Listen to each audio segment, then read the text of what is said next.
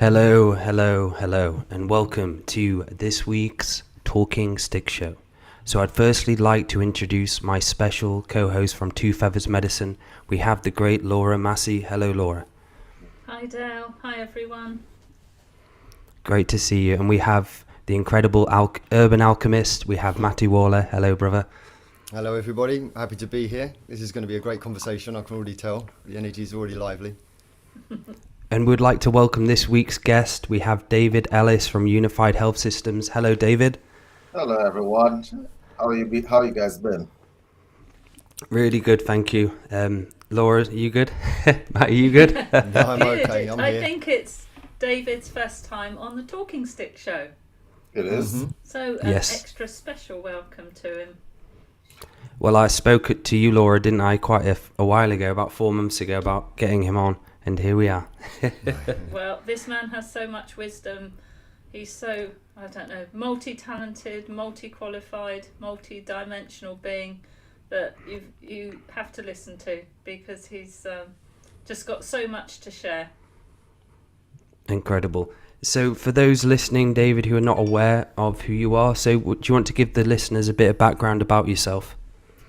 Okay, so my name is David. A lot of your listeners would have seen me on Universal Citizen Media Broadcast.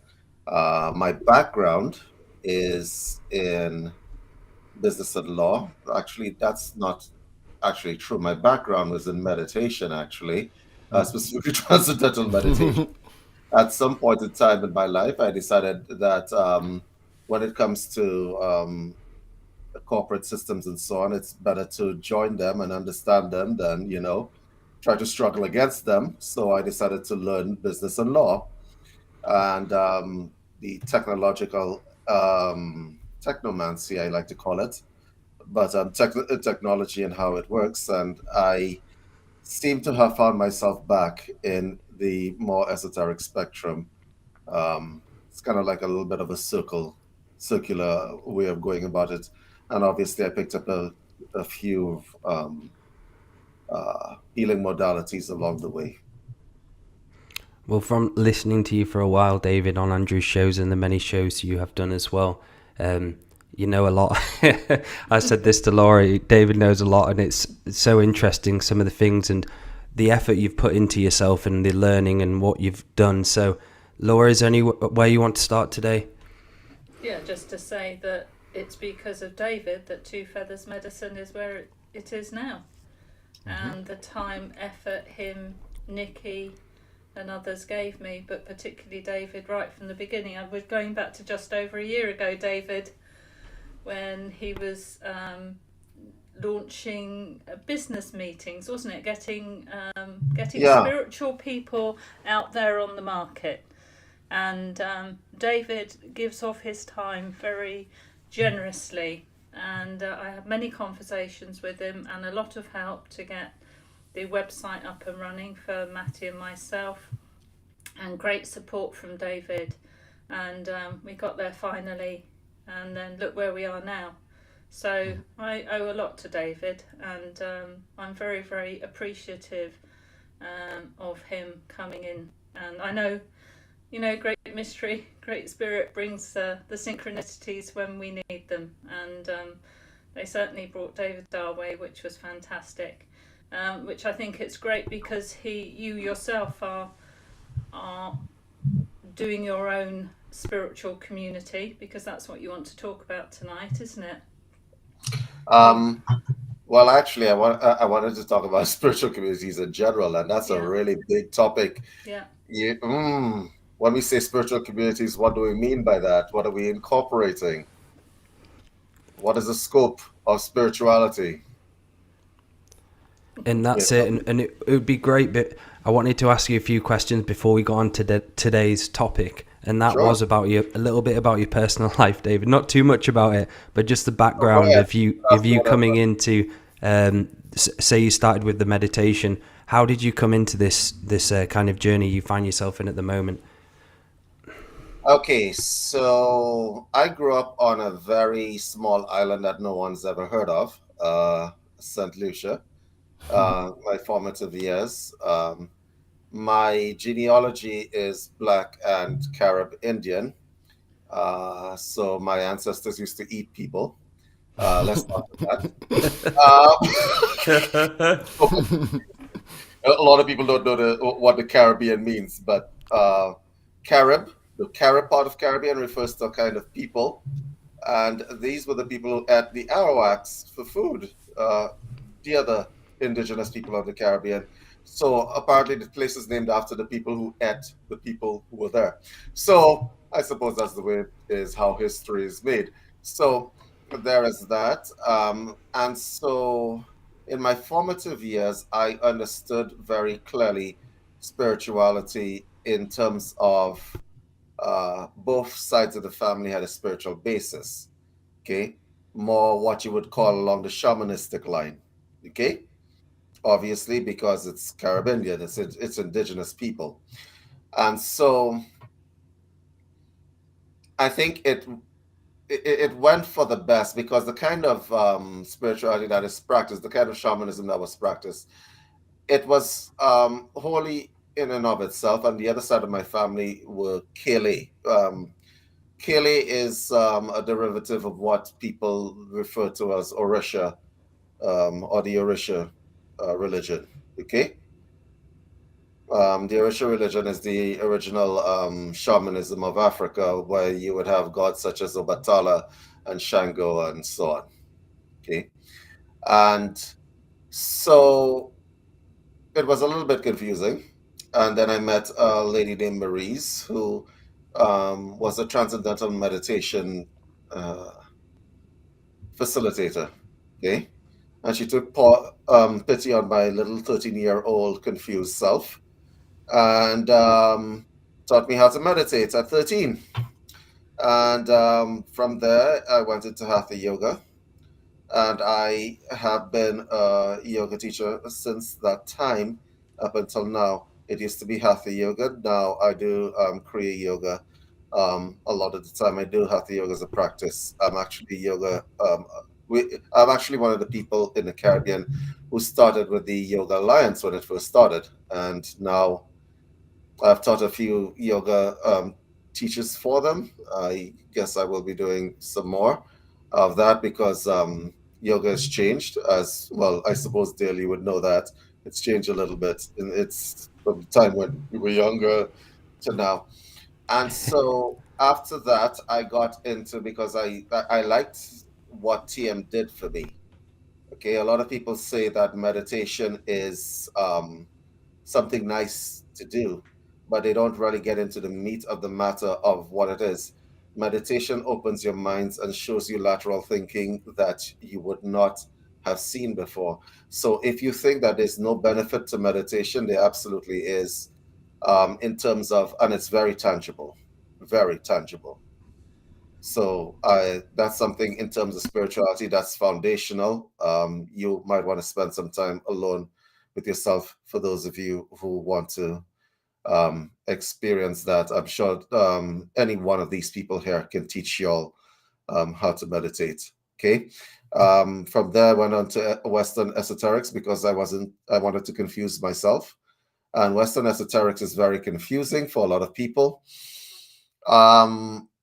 Principally because it derives some sort of pleasure out of being difficult, right? So, Western esoterics, when I say Western esoterics as opposed to Eastern esoterics, because we're going to be getting into spiritual communities in a while, Western esoterics would be the esoterics of the Essenes, the Martionists, the inverted commas secret societies. And the reason why I wanted to study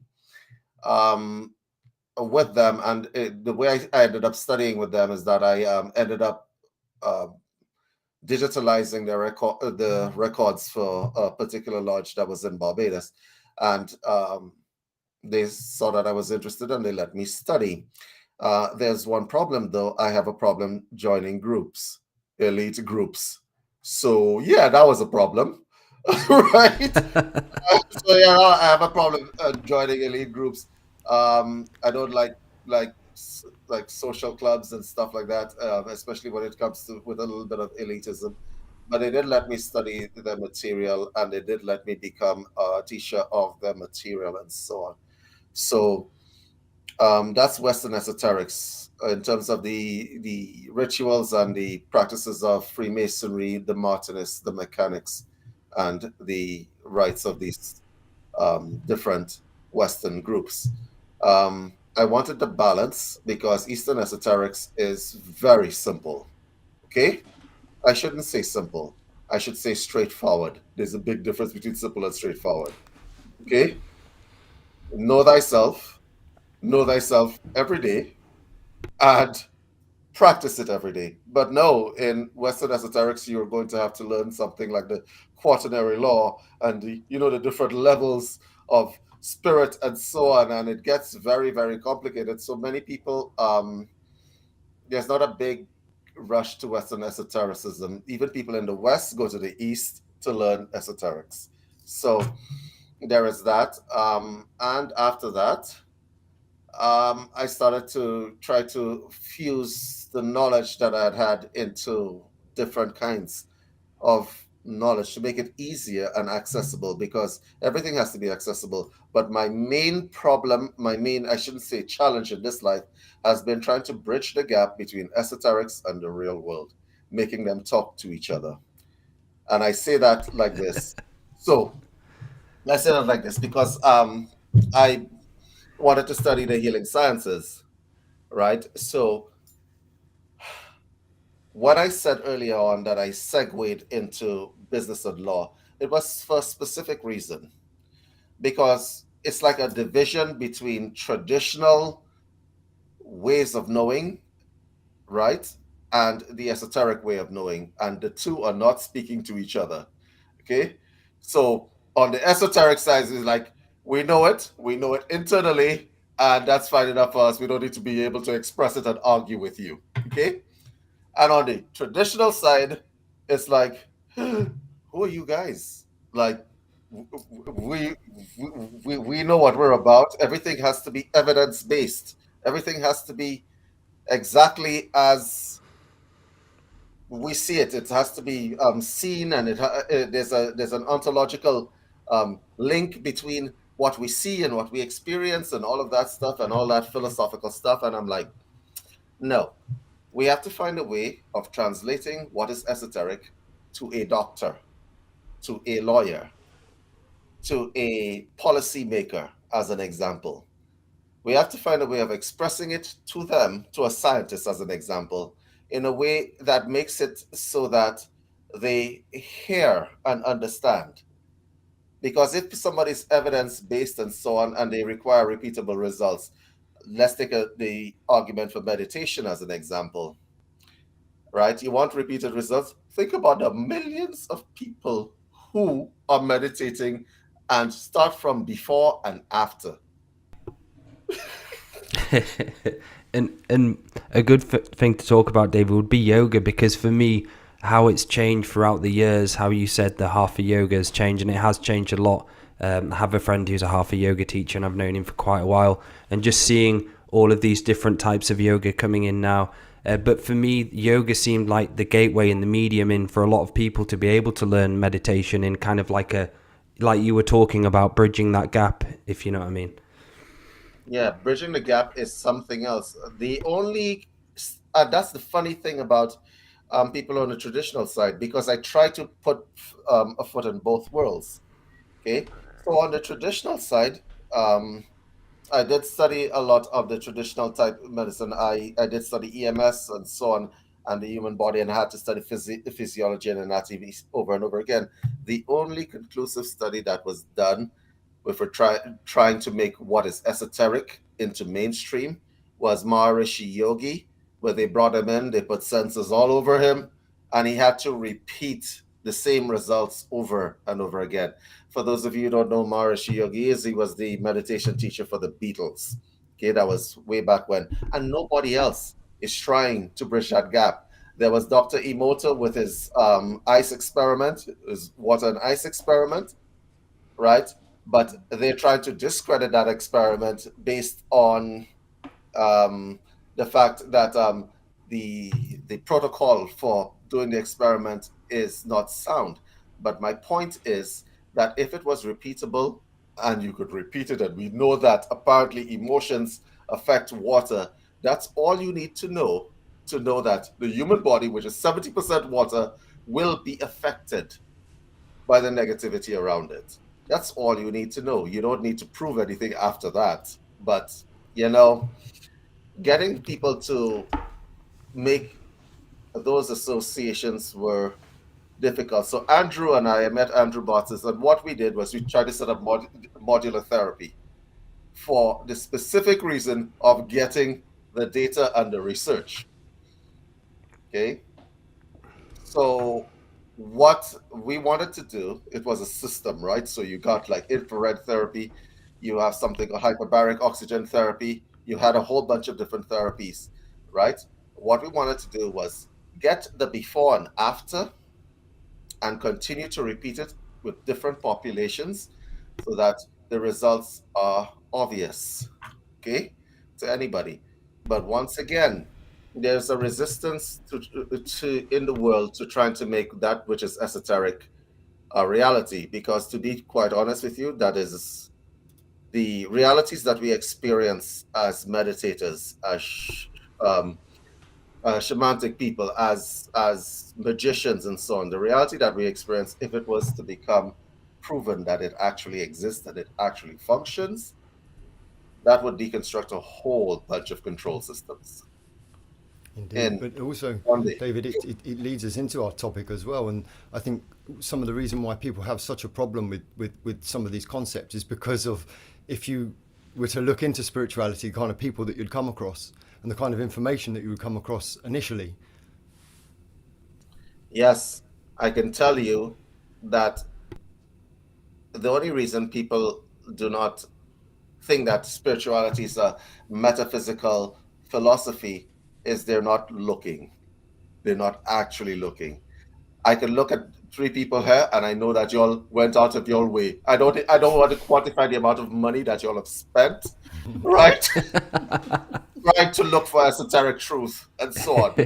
Think other people are going to be trying that? No, they're not going to be trying that. If you're a scientist and you did what your bachelor's of science and so on, you're not going to be checking for that, because whatever you find might invalidate what it is that you believe in at any point in time.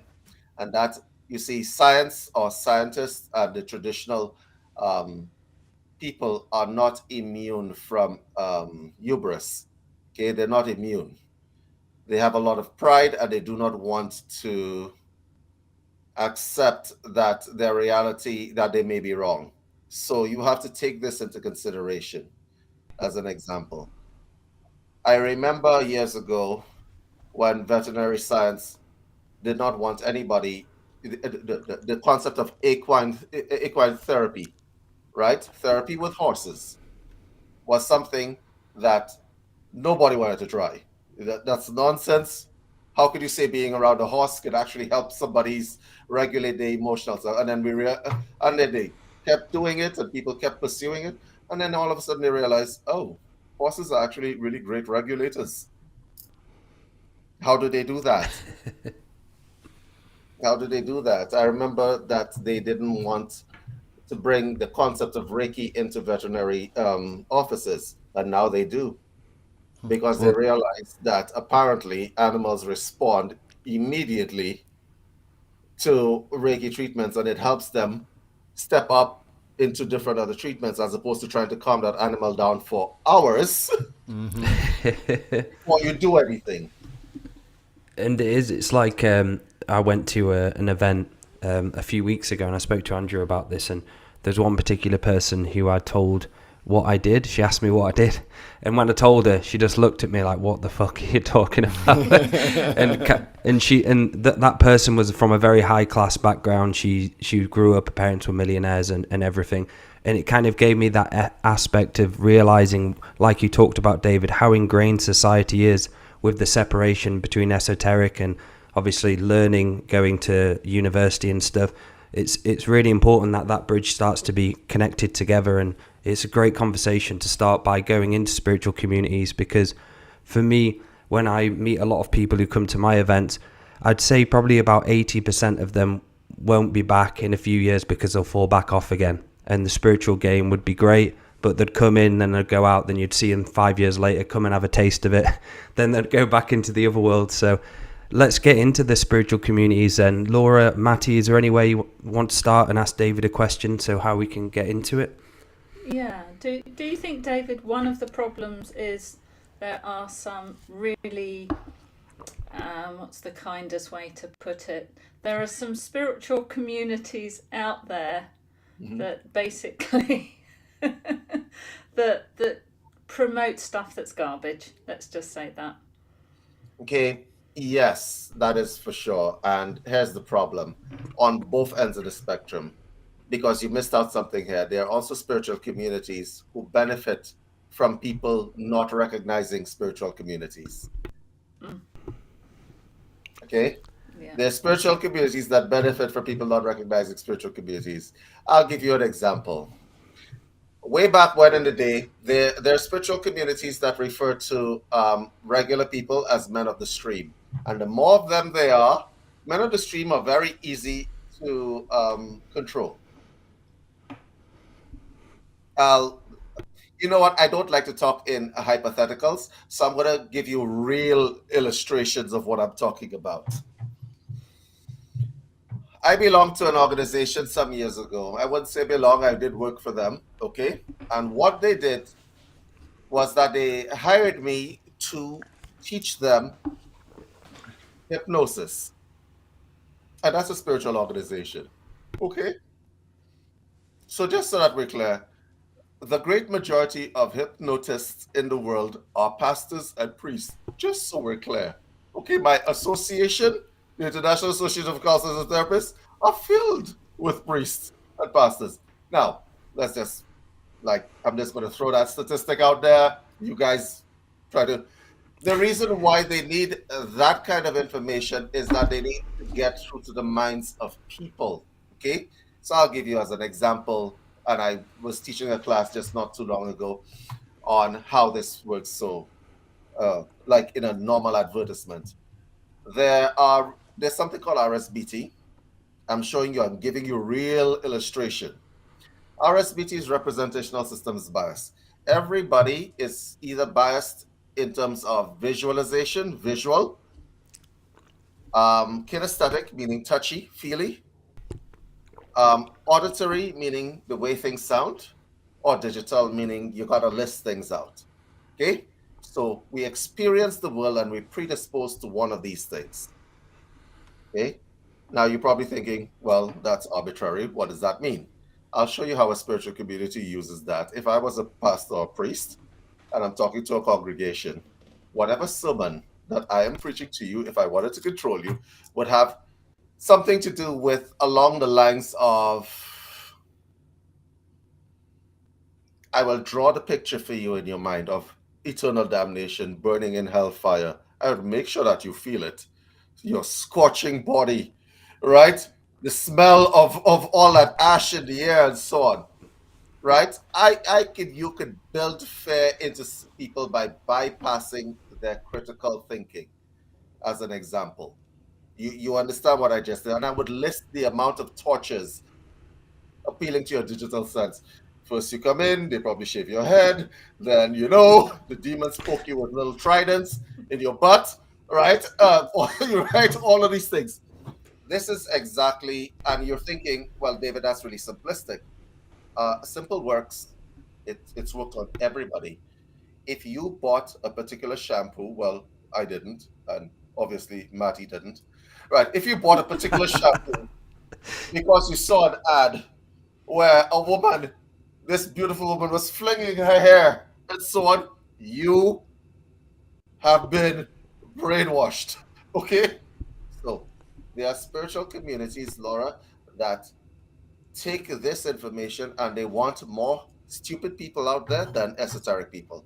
You can't run that kind of game easily past an esoteric person, because the axiom of esoterics is know thyself primary. Okay? So it's hard to run that game past them. So as an example, the Jesuits back in the day, and I'm going to call them out, right? They specifically constricted knowledge from people, you weren't allowed to read the Bible without a priest there, as an example.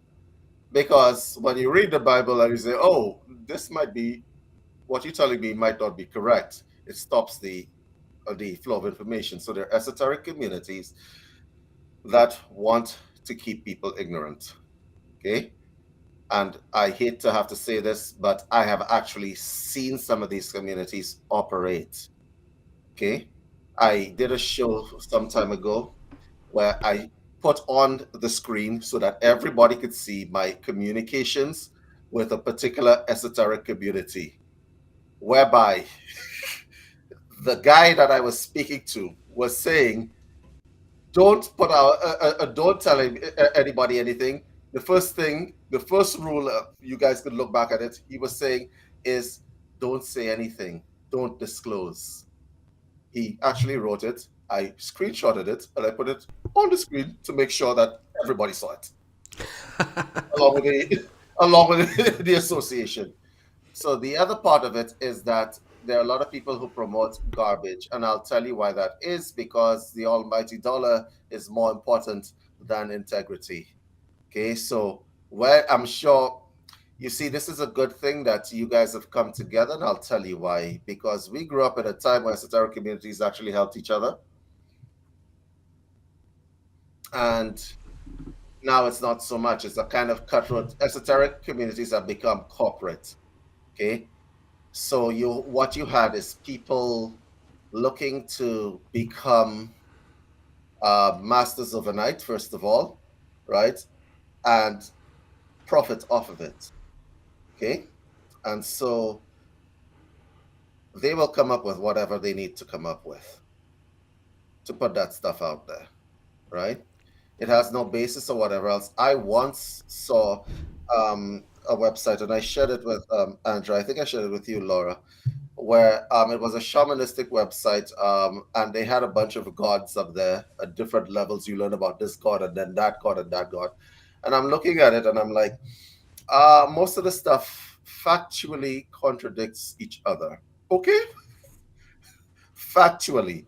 All it would take is a Google search, but they had courses out there for $6,700 and something dollars, and they were making bank. Oh my God, they were making bank.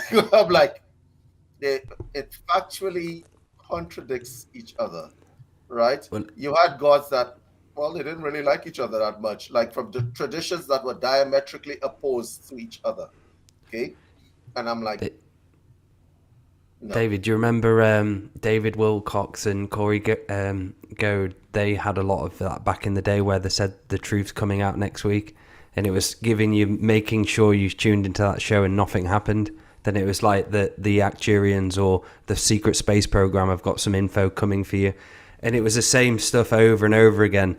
I have one for you. Let me see if you guys remember. You Are Becoming a Galactic Human by Sheldon Needle. Yeah. Oh, yes. Was that Gaia? Yes. That was a long time ago. You know he's in Maui still, right? Okay. Yeah. You know how much money Sheldon Needle made, right? You had people putting a bunch of stuff out there, so he made a lot of money, and a lot of these people make money based on just throwing anything out there that sticks, and people run for it. And I don't know what to say. You have people who want to control, and then you have people who just want the money. Mm-hmm. And sometimes some of the base teachings from where these come from are good, like Drumvalo Melchizedek. You know, that's another guy who made a whole lot of money telling people this idea of a macabre that will take you into the fifth dimension. And you know, the original meditation techniques behind that, you know, it could take you places, but it's just becomes, you know, a money-making spinner, and these people get very, very wealthy. And I think the problem lies in where people say spirituality. Every one of us here knows that it comes in many different phases and layers. And when people first decide that they want to be spiritual, or they come across some truths and they realize that they want to change themselves, they become into the genre of spirituality where they're looking out everywhere. And because they have just come from, you know, the society where, you know, it's advertisements and shiny, glittery, goldy stuff everywhere, people go to that sort of fashion of spirituality.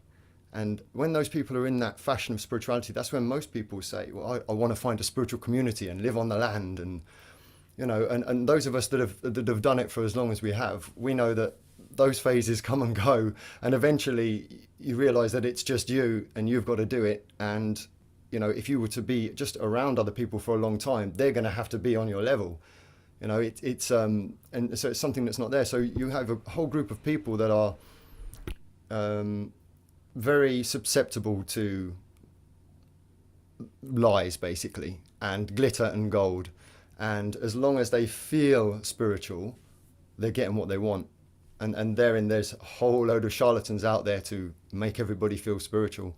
Maddie, let me tell you something, right? If you opened up a spiritual system called McDonald's, well, you have a spiritual system called McDonald's. Let's call it the McDonald's of spirituality. We're serving you enlightenment, and we're having it in plus-size meals and bite-size meals. Okay, all right. Yeah. You only have to wait 5 minutes, and we'll get that order ready for you. Exactly. Right? You would make bank. A lot of people have made bank over the McDonald's spirituality type thing, and they promise people this kind of enlightenment. And to be quite honest with you, let me explain something that is very important. You can make people feel enlightened easily, okay? Because it's innate already in them. So all you need to do is isolate them enough so that they have to talk to themselves and they experience something different. I'll give you an example of what we're talking about. So one of the things that we experimented with, and I still experiment with, is the mind. Okay, you're talking to a trance junkie, straight up. Okay, I've done more experiments on my mind, and it's probably not a good thing. I should not be admitting this on a national broadcast.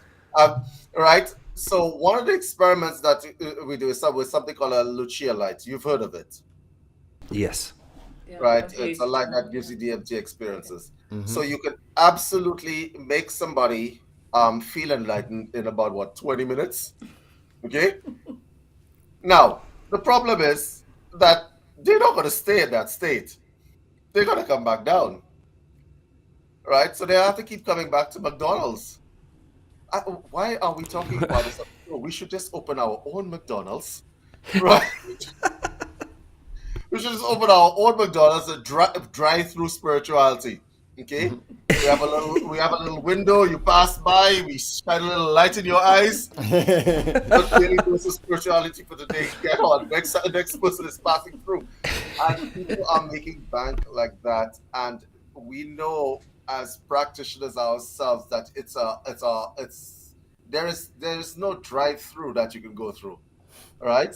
You got to make your own drive-through, right? And practice that every day. But I think a lot of people exploit people because people want that Big Mac. Yes, Mm-hmm. they do. And that's 'Cause it. tastes good. There's a story I wanted to say while we're talking about this. I'm not going to say names or anything, but there was someone who came on my show a long time ago, and they decided to want to be obviously natural living and go live in a caravan. So they went down south, right near Cornwall, and they ended up taking all the kids down there, and the person ended up getting the kids taken off her. Wow. Completely. And so we went through all the courts and everything because of living conditions and stuff. And I knew innately straight away when that person was into that, I was like, it's just going to fucking all come crashing down. Yeah. You think there's a spiritual community waiting for you at this place, and that's what they thought there was. They thought there was a spiritual community there. They went there, and after a year, it was the worst experience I've ever had. And that again, chasing something what's not real. I've seen so many people that decide to go and live in their vans, and they just look just ruined. They're poor. You know, it's a hard life. It's a hard life. And, especially when you put children into the mix. And then when you do go to meet other spiritual people, and I remember in my journey, when I was in that kind of phase, I just wanted to meet other people that I felt were like me. and everywhere I went, it just faced problems. And I'm sure everybody had a problem with me too. And I was probably giving off many problems and causing many problems myself. It's that idyllic thing that they're chasing, and that's what I was talking about with the mind, is at that stage where it's, and David was saying as well, where it's very malleable, and it just seems to be that the longevity of the journey isn't really expressed in the spiritual community. It really isn't. It's like David was saying, it's all McDonald's spirituality, and people want it. People want it, but to lose your children, that's just, that's devastating, isn't it? That's just an ideology sent them on a path which obviously bit them in the arse. And let's not forget, there are lots of cults out there that are indoctrinating people in. And I've been to a few of these cults because, I have an unfortunate amount of curiosity running through me. So, you invite me somewhere, I'm going, right? I'm just going to go, right? And so I'm just going to pack up and go. I've been to quite a few of these cults, and they all have the same techniques, okay? They're going to get you in one place. They're going to isolate you. That's number two. They're going to make you do things that are out of your comfort zone. Like, I don't know, Dance in the Rain or something. I don't know, like these old movies. Dance in the Rain or something. They're going to tell you that you have a brotherhood and a community, but not really, because you're only seeing these people on these retreats for 3 or 4 days. You're on your best behavior in those 3 or 4 days. You see it. Right? When you leave there, most people experience what they call post-retreat depression. You know what I'm talking about. Yes. Right? Because now you have to go back to your job or your city or whatever else. And if everything comes crashing down because you were among people who you thought were like-minded and so on. And then you have to go back to, whatever you're going back. This has been the cause of a lot of marriages breaking up for people who wanted to become spiritual people. So they went on a retreat and they realized there are people here who think like me. They have no idea because it's only 3 days, 4 days, a week at most. You're not living with these people, right? So you're right, you're not living with these people. So they go home and they look at their spouse, and what's waiting for them at home is like, I just want to feel enlightened all the time, man. So every time that retreat coordinator sends them an email, we're having another retreat, they're going to go back. That Big Mac is waiting for them, right? Mm-hmm. And so people get hooked on retreats. That's it. And there's a theme as well, which is funny. So a lot of people who've come to my event through the years, there's certain couples where I'd look at them and they were one of them was going to go for an awakening, the other might have done. And I knew they're not going to be together in 8 months. And this is such a common theme. They come as a couple and I look at them and I went, they will not be together in 10 months. One of them awakened and realised, I need to be off elsewhere. And yeah, it's a common theme. I see it all the time. It happens all of the time. And here's the thing that a lot of people miss, and which is why some spiritual systems have gotten bad reps, okay? Because especially when you're dealing with rapid enlightenment, okay, that sort of snipping of the cord thing, where you're taking people in and you're removing anything that doesn't serve them today. Cold cutting, okay? So the person has no choice but to try to adapt in a new environment. Some of them have gotten a bad rep because when you snip off all the illusions of somebody, and there's a reason why all these illusions keep you engaged in life. And I'll explain to you why. Because if I snipped off all the things that are keeping you back right now, you would have no need to interact with a whole bunch of people in your life immediately. Right? You would have no need to interact with a whole bunch of people in your life. If all of a sudden I'm like, oh, by the way, you could just be enlightened. Let me try it another way. If I was a multimillionaire, Jeff Bezos times 20, and I said to any one of you or anybody watching this audience, So you can come by me. I'll build you a palace. Your needs will be met. Your food will be given to you, and you'll be only speaking to people that are at your level. Guess what happens next? Right? How many people are going to resist that and say, "No, I kind of like where I am. I'm in the weeds and the tumbles, and I'm trying to grow." Nah, people are going to be like, "Yeah, so when you sending that plane ticket, is you going to send it email? Because I'm ready, right?" So, so that's a difficult thing when you're talking about spiritual communities. Some spiritual communities have the resources to do that. Okay, they do. I'm telling you Yes. that some spiritual communities have the resources to do that. You become a member of their association and your life is set. You're not going to bother with the people that are around you anymore. You're just not. Become completely dependent. Correct. Right? You become completely dependent. And all they require from you is your energy. That's it. And like having friends like yourself and people, it's great when you have friends who do work on themselves as well. And I think that's the issue a lot with spiritual communities. There's a lot of people who say they're spiritual and they do all this work, but they don't actually do any work on their inner traumas or their parts of them which stop them from growing.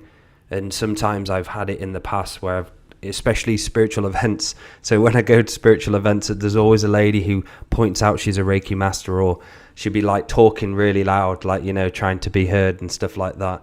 And it's just funny as you go to those, because I've actually stopped doing those events because some of the people I met are fucking horrible people. There was a lady who she runs a really huge MBS festivals around England, and she emailed me and I corresponded with her and I did some psychic surgery stuff there. And she started, I was cleaning up and she shouted at me because I got in the wrong door, and she started screaming at me, and I turned around and I looked at her and I went, "Oh, are you actually being serious? How are you speaking to me?" And everyone said that's what she does all the time. When she's tidying away, she starts like abusing you.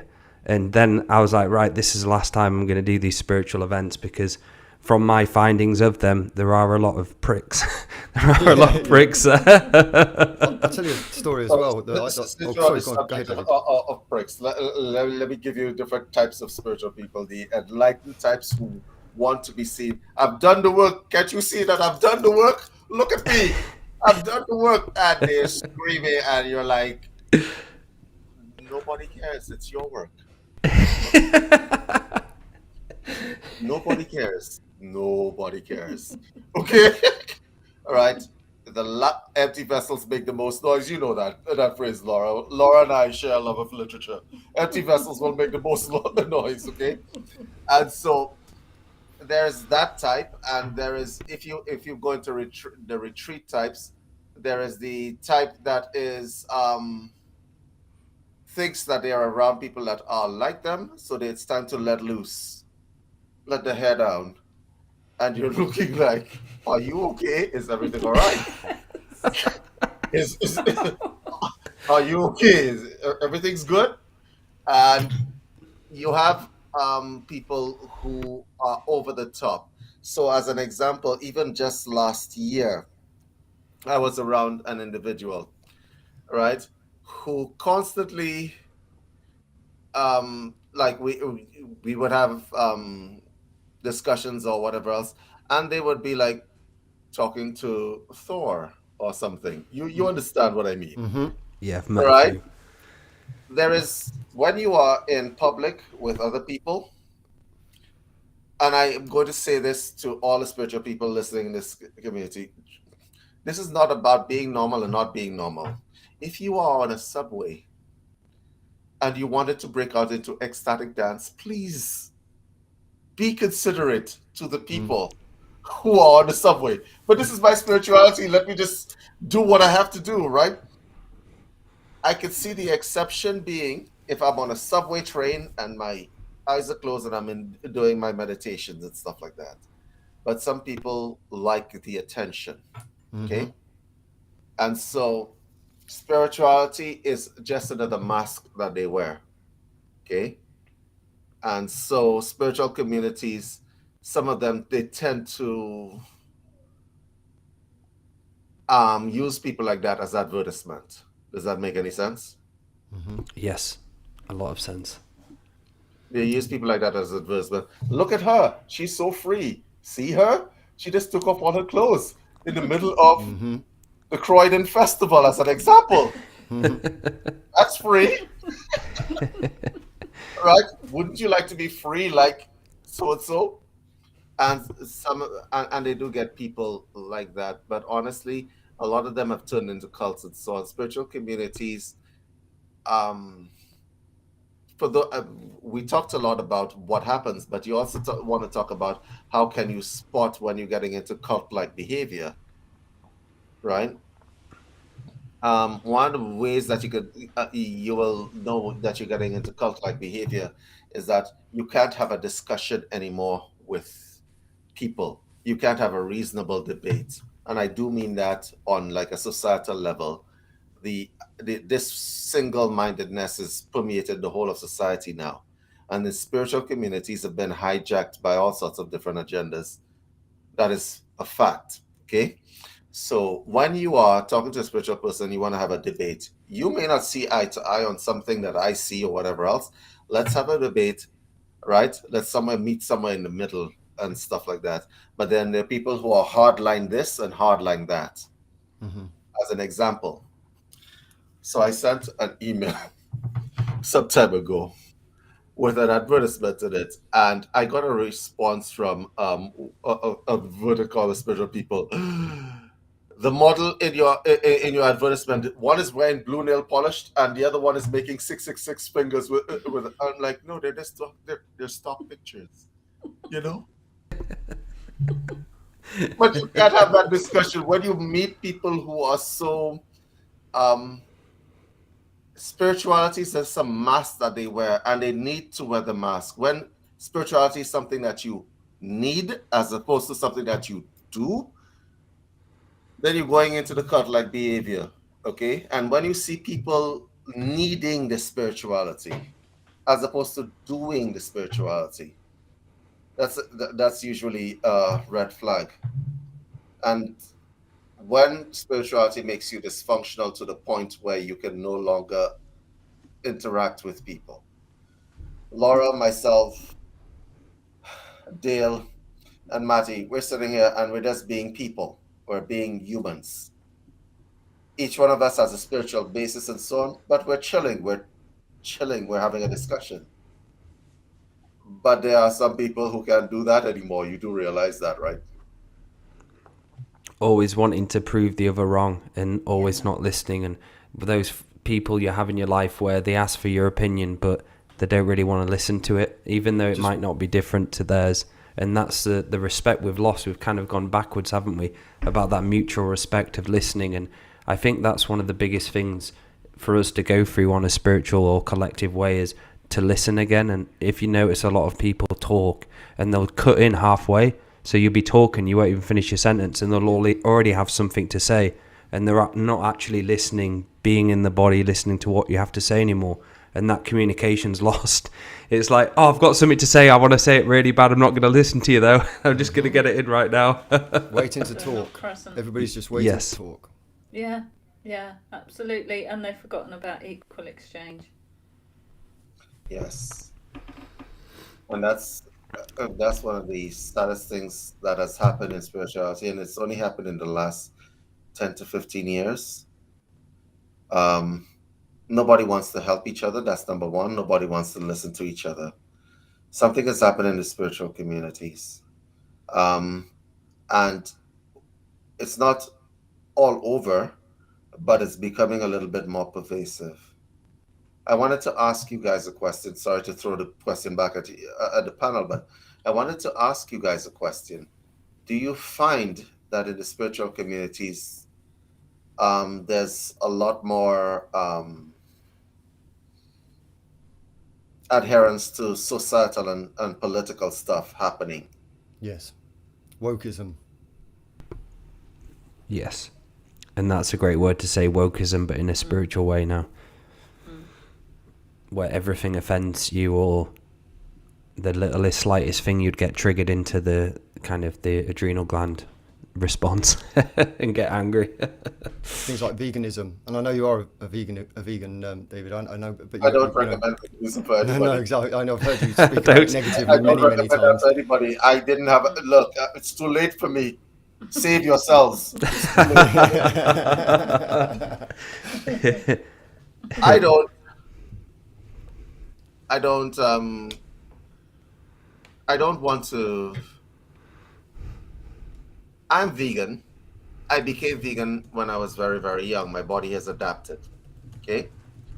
When I was in university, there was a young man who decided that he was going to become vegan because if David can do it, he can do it, right? Okay. His veganism journey started on Monday. It ended on Saturday. Okay. He came into my room and he was like, "It's so dusty in here. It's so dusty." I'm like, "It's not dusty. You need to eat some meat." Okay. He almost lost his mind because he needed the B vitamins, and the fact that he didn't get meat was messing with him. Yeah. Okay? I do think that people who want to be spiritual and they want to take up certain kinds of practices like veganism and so on. The reason why I'm vegan is because I have an allergy to meats. Okay? But trust me, you don't think I feel jealous when I see people like, look at you with your right? Yeah. Look at you. You get the choice. But if I ate it, it would not be good for me, right? I also don't drink alcohol, okay? Because I had a pretty bad experience. But there is no deep underlying. Look, I'm sure you guys are wearing leather shoes right now. It offends me. Enough of that crap. Come on, get off it. Right? Laura, have you got any stories of spiritual Karens? Spiritual Karens. And if anybody as well in the chat listening have got any stories or any questions for David as well, we've got a new system where you pop it in the chat and we can see all of the chat from YouTube and Rumble as well and Facebook. So any questions, just post them in the chat and we can ask David.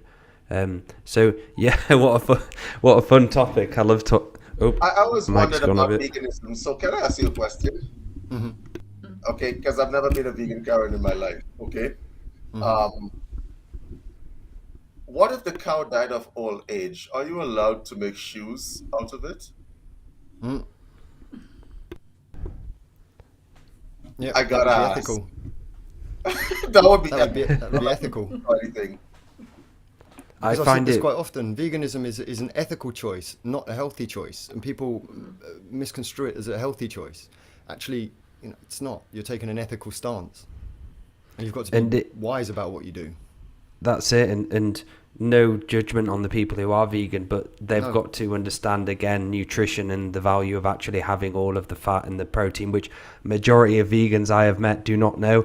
And I ask them, I'm like, so what do you eat on a regular day? And they're like, mostly protein shakes. I'm going to answer that question before you even ask it. I became vegan very young. The body adapts, right? Because you only need 50 grams of protein to maintain your teeth, hair, bones, cartilage.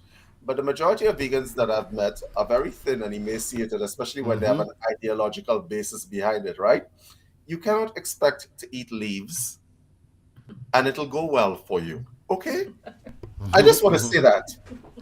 Okay? I had to learn how to eat. I went to study nutrition because I was not going to look pale, emaciated, etc. I'm not going to do that, right? So I had to go to learn to eat. So if you decided that you're going to become vegan and you think you're going to wing it, don't wing it.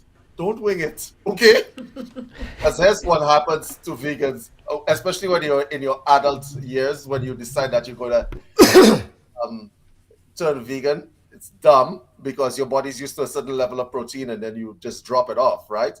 So people decide to go the vegan route. And Laura, it's funny as hell to see it because the brain is the first thing to go because the vitamin B coats the nerves in your brain, right?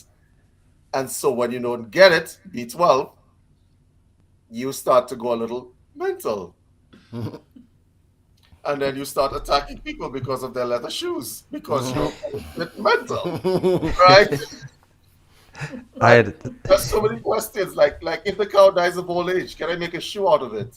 Because I wear leather shoes. There's also I the freaking resolution. wear leather shoes.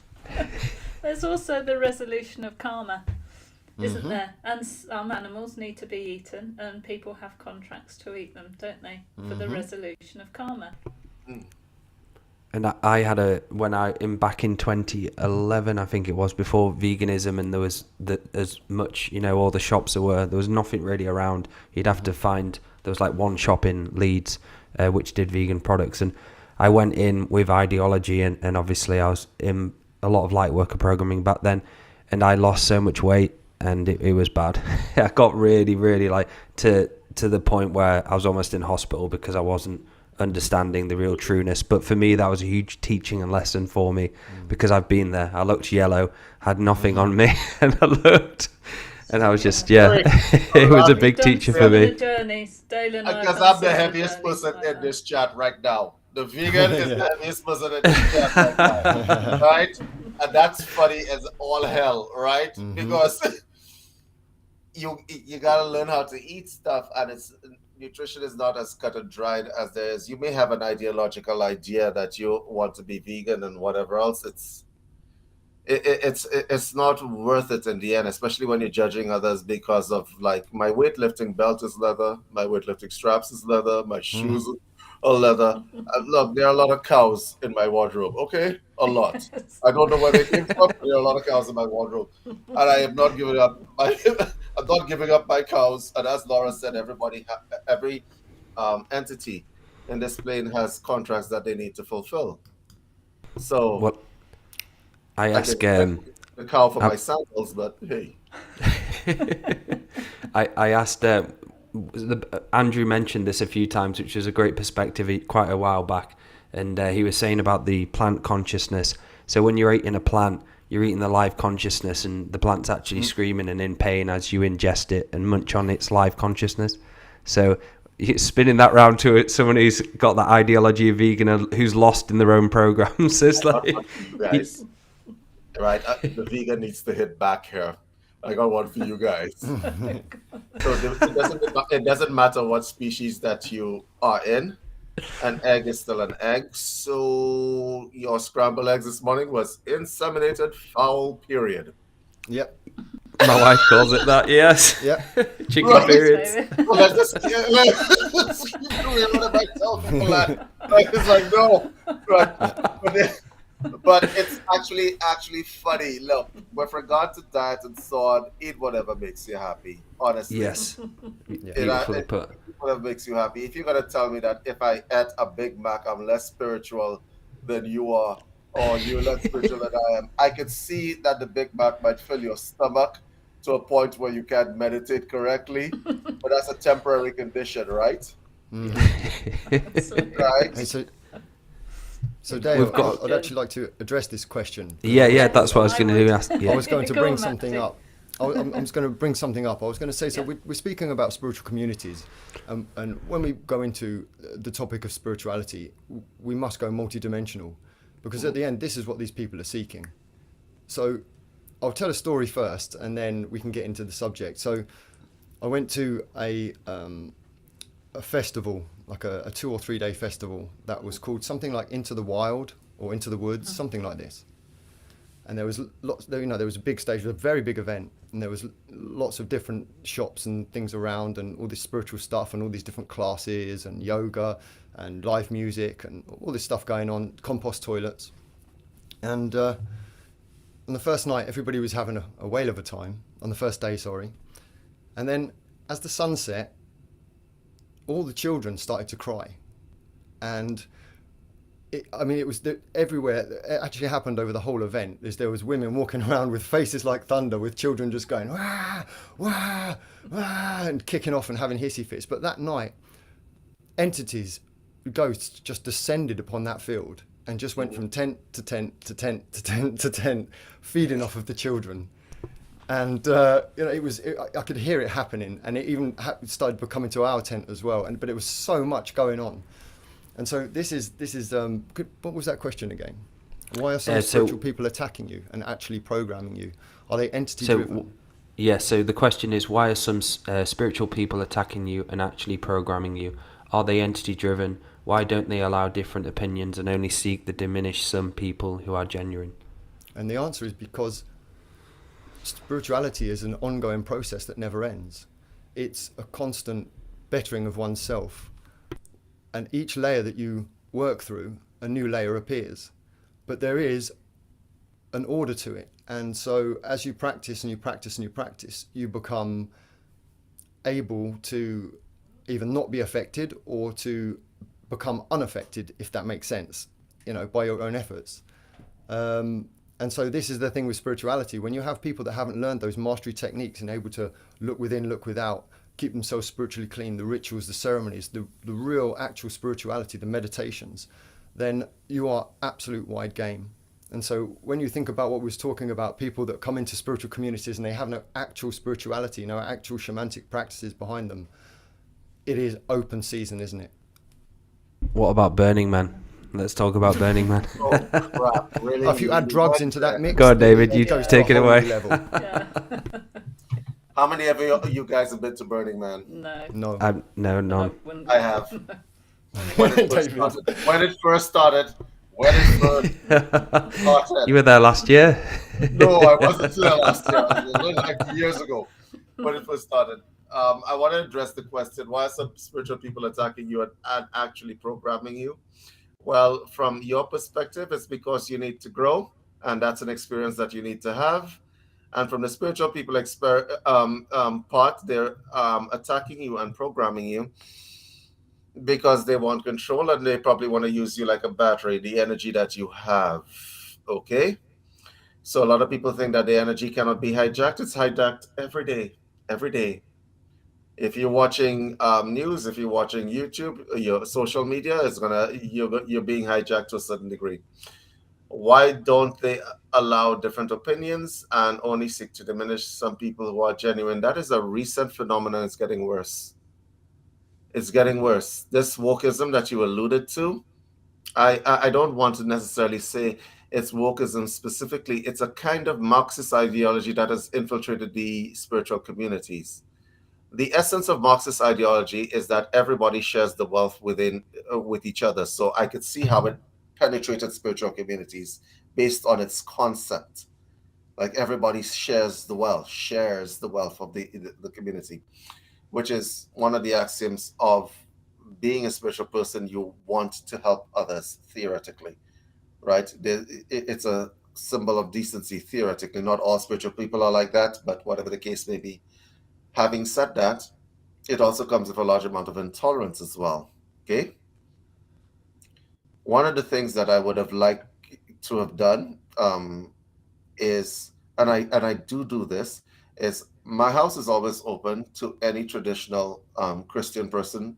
I've argued with priests, canonical priests. I've argued with a whole bunch of different people, but we probably should put that on air. I think you guys need to find yourself a priest that thinks you'll all go to burn in the everlasting fires of hell. So the reason why I say that is because when you get into a stage where you are into one kind of thinking, right, and you don't open up yourself to that kind of thinking. Thank you, Cosmos United. I don't know who you are, but that's a very good question.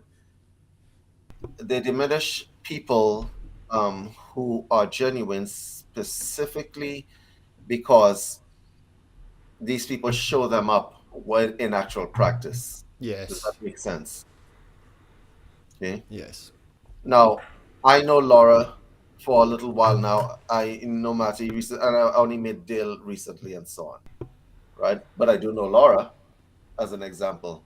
If Laura asks me for help, she's getting it.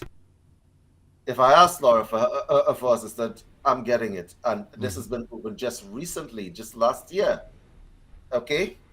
So that kind of vibration, There is no amount of money that can replace that. Sorry. There's no amount of money. Yeah. And so when you have that kind of exchange and that kind of vibration between people, and other people are disingenuous and they're checking for your money and stuff like that, what happens is that they don't like this kind of vibration. That's what happens. That's what happens. They don't like this kind of vibration. What is happening with a lot of the guests of the Talking Stick show and so on, in terms of what they're trying to portray and what they're trying to bring forward. You see, you don't have to wear a turban and dress in white to become a spiritual person. You can be just a normal person, be a decent person. Let us start with the foundation. Let's be nice. Yeah. And as a matter of fact, David, wouldn't you agree that when spiritual people go into that attacking mode, what they're actually showing is a fight or flight response, and that just goes to show that, you know, they haven't done the inner work. The actual real spiritual work is the central nervous system, the programs within it. It is just a flight and fight response. Everybody has to win. Yeah, and there's no such thing as everybody can win together, and that's a messed up thing. It really is. But the truth of the matter is that if people cooperated, everybody wins. Pick what you're good at. Correct. But that's a very good question, actually. There's thank you for the answers. I have friends who claim to want me good attack me in weird ways and claim to know what's the better path. What's the better path? You remember when Christians were arguing about my way is the right way, and only 144,000 will enter the gates of heaven. You remember those? The right I way remember is the way that. that works for you. So when I was in year 6 before I went to high school, my mum took me to church so we could get into St Aidan's. You had to go for 6 months. So in year 6 I went for those. She took me there. I went for 6 months so I could just get into this school, which is a public school, apparently one of the best around, the Harrogate or whatever. And I went to an American church. So a guy down the road called Sasha invited me. Had some American neighbours who there was a pastor. One of them was a pastor, and I ended up going to the church with them, and I used to like going for the macaroni, cheese, and fresh food. Wow, that was. Then all of a sudden, they took us into the Sunday school afterwards, and he turned around to me, Mr. Jim, his name was, I remember, and he said, "Look, if you're bad, you all burn in hell." And I remember initially that moment, I never went back after, because I had like a fear go through me, and all of a sudden it was all nice community. Then he said those words to like me and these other people, like really serious, and I was just like, "Fuck!" Neil, So violence. all that mac and cheese you missed out on. Listen, I had vegan mac and cheese. Andrew was the first person to introduce me to vegan mac and cheese. Okay? I never thought it was something for vegans, right? But when I had vegan mac and cheese, I'm like, Jesus, goddamn, that changed my entire life. Okay, right? I was like, wow, I've been missing out, right?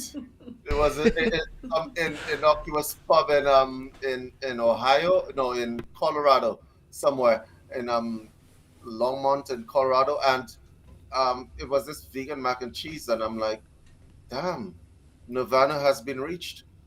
I am here at last.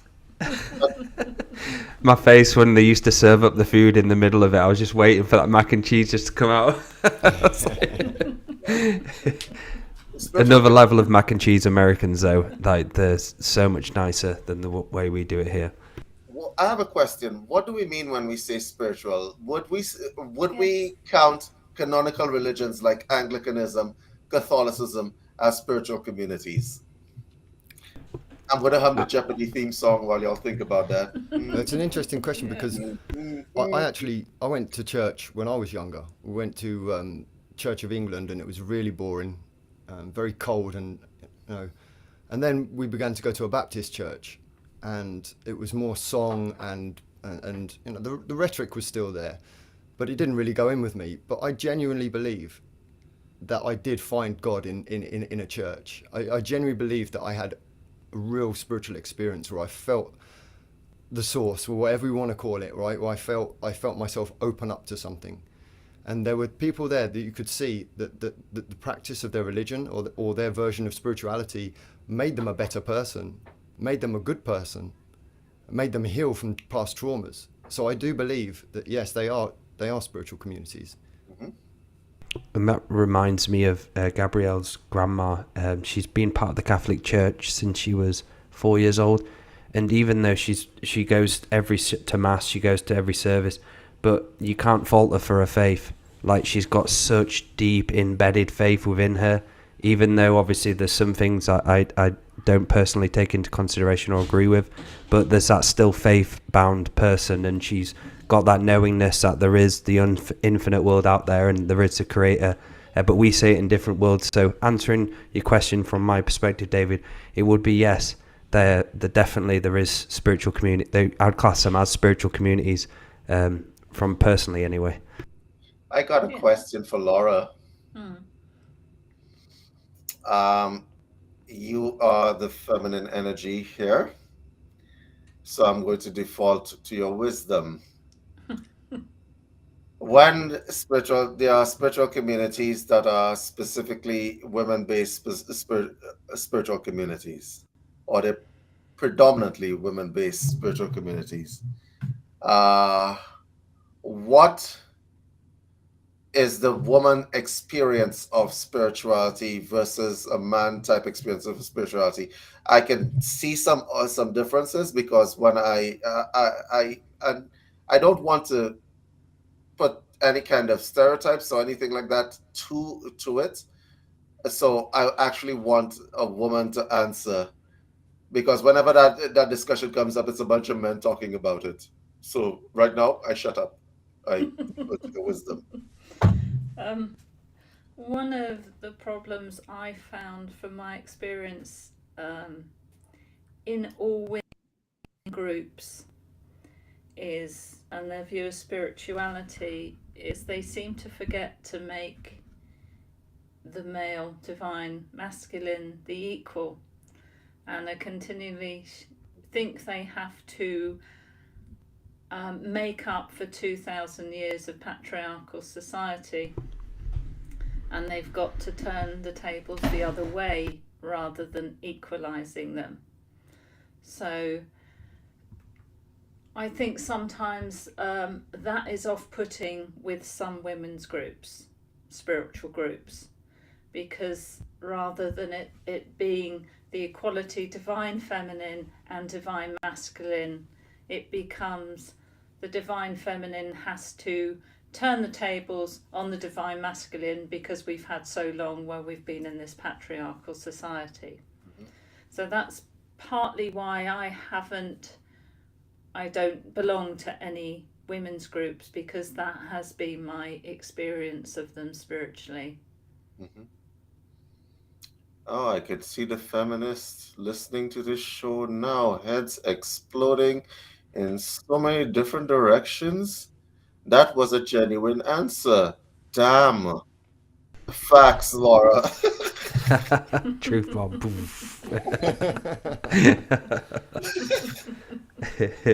And I've seen that firsthand with women and feminine groups.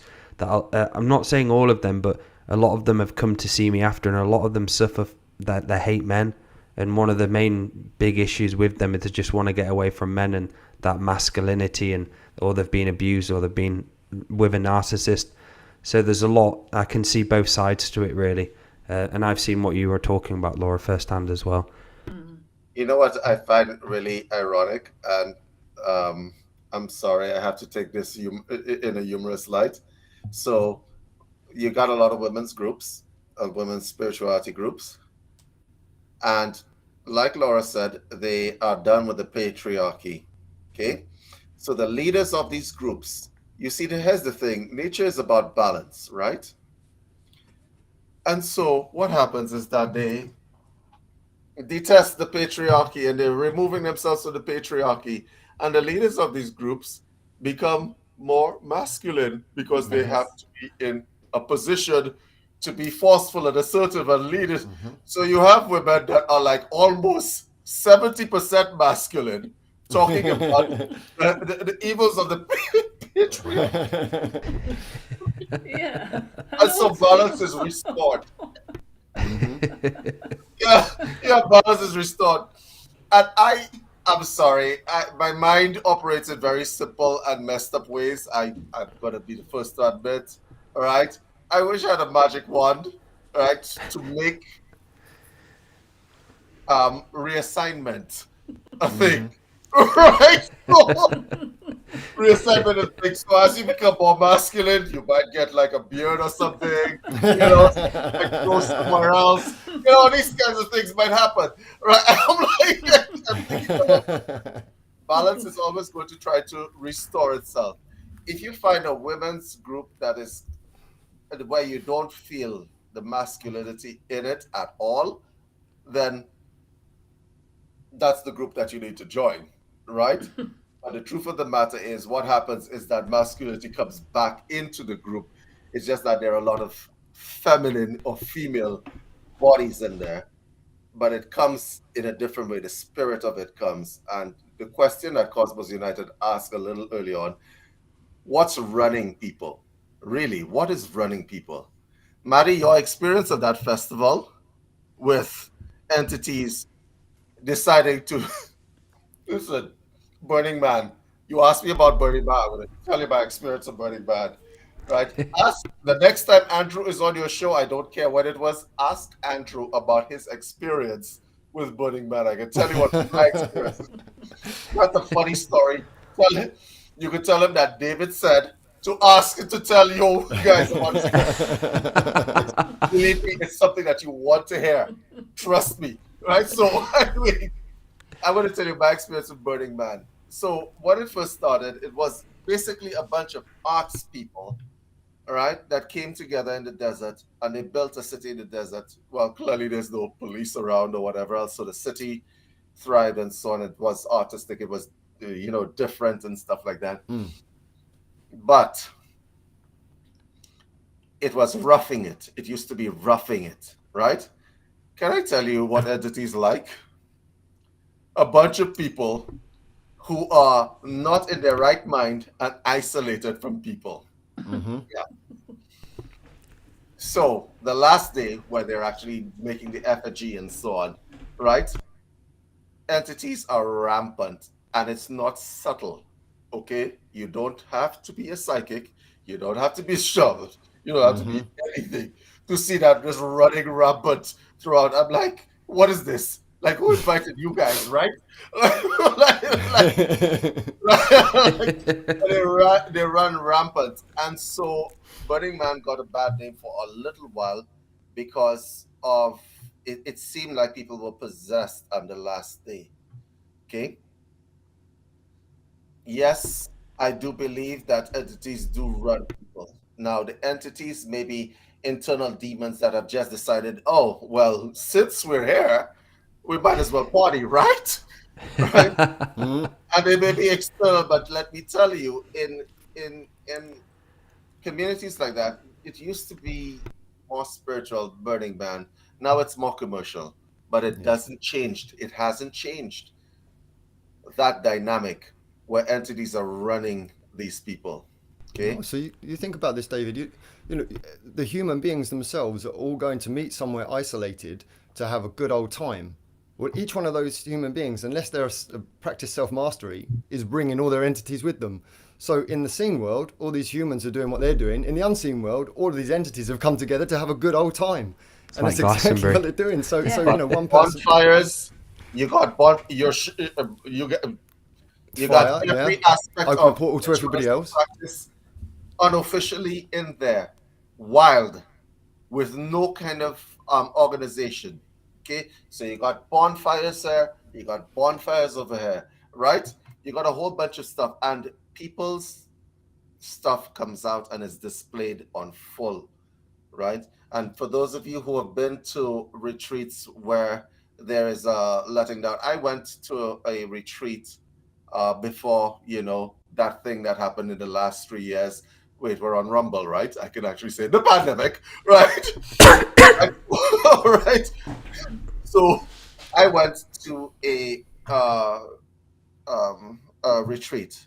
It was for a community which deals with, and don't take it the wrong way, I was there as a business person, deals with the spirituality of sexuality. What could possibly go wrong, right? What could possibly go wrong? I mean, like, nothing could go wrong, right? Well, let me tell you, I knew that this was not a good idea. They ruined that hotel. Okay? That hotel is condemned. Okay? People brought all sorts of stuff with them, and they had a ball where there was ecstatic dance and so on. As you can imagine, things went sideways. The hotel staff was traumatized. Everybody was like, yeah, not good, right? Things went off the rails. And I'm like, this is what happens when you want to have an event, but you don't do the work to prepare for the event, if you understand what I'm saying. And a lot of people do that, right? So you're inviting a bunch of spiritual people who need to offload. The reason why they would be coming to your event is to heal. AKA, they're coming with friends. And their friends have friends. So it's like, oh, we're going to Las Vegas. Let's go. Okay? They're coming with friends. And because they're coming with friends, you can expect that it's going to be that kind of party. And it was. And I don't know. There is something to be said for traditional ways of doing things. And I don't want to sound like a traditional person, but usually speaking, when there were gatherings and so on, it didn't matter whether they were hatha yoga, people did a lot of preparation before. It wasn't just an event planning affair. Okay. And so there is that. But honestly speaking, this discussion could go so many places because there's so many stories that I have in my head. But please remind Andrew to tell you about his Burning Man experience. Guarantee you. We definitely will. And that's it. And that's it. You've got to think of as well, like the events where you go to a sacred place or you go to like Glastonbury, which is a big one. A lot of people don't do the preparation beforehand, spiritually and mentally, for the trip, like you said, David. So they'll just go there and dump all of the shit on the site. So they'll be there literally ready with all of their stuff just to throw into the land. And it's, instead of making the preparation before there to be spiritually clean, be in a good space, be happy, it's kind of like, right, I'm going there just to fucking throw all my shit and leave it here. Goodbye, offload. You could say not Glastonbury the event either, Dale. Glastonbury the town itself. Yes. Rather than the musical event. Have you guys been to Croydon Festival? Holistic Festival? Have you ever been to Croydon Holistic Festival? No. I've been to Croydon, but not the festival. Yeah, I've been to Croydon. Have you, there's a Holistic Festival that used to happen there every year, right? And so you would have on the street, you'd have people who were palm readers from all over England, actually, right? They'd come to Croydon Festival. And it was one of the very interesting places that you could pick up like spiritual STDs from. So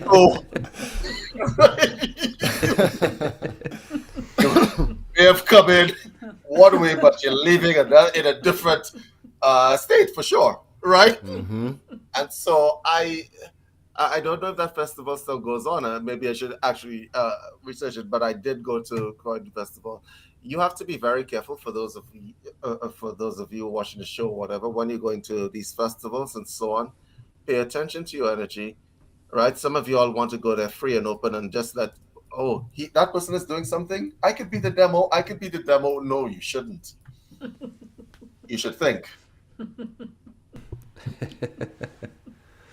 And that's it. Like even for me going to, it's hard because I do miss going to a festival, David and Laura and Matty. I do miss that festival environment, but the majority of festival now are so big in numbers that it's quite hard because like there's a medicine festival in England which looks incredible. They've got all of these Native American shamans to come over and do ceremonies, but in these ceremonies about 80-90 people and it's like you're just going to be mixed in this. It kind of feels like to me like an energetic soup of junk and purification won't be able to happen. No, it's like what David was saying about Burning Man and about an event about sexuality. Sex itself is opening a portal. Fires are portals. So unless you have shamans there to keep those portals safe. So guys, how would a self-mastery festival look? Go on, David, you can answer that. Before we go there, Croydon Holistic Festival is still happening. You booked a ticket. Oh my God, we gotta go to this. We gotta go to this. I just did a little internet search there. It's apparently still going on. Wow, it's in October. Wow. Okay, be good. What would a self-mastery festival look like? I imagine it might be slightly silent. Yes, I was thinking that. Yes. I guess it might be slightly silent. I suspect there'd be lots of social distancing. Everyone doing the inner work. Everybody doing the inner work. No, you need to throw a few demons inside there to make things a little bit interesting. Right? Because honestly, it's very interesting when people say that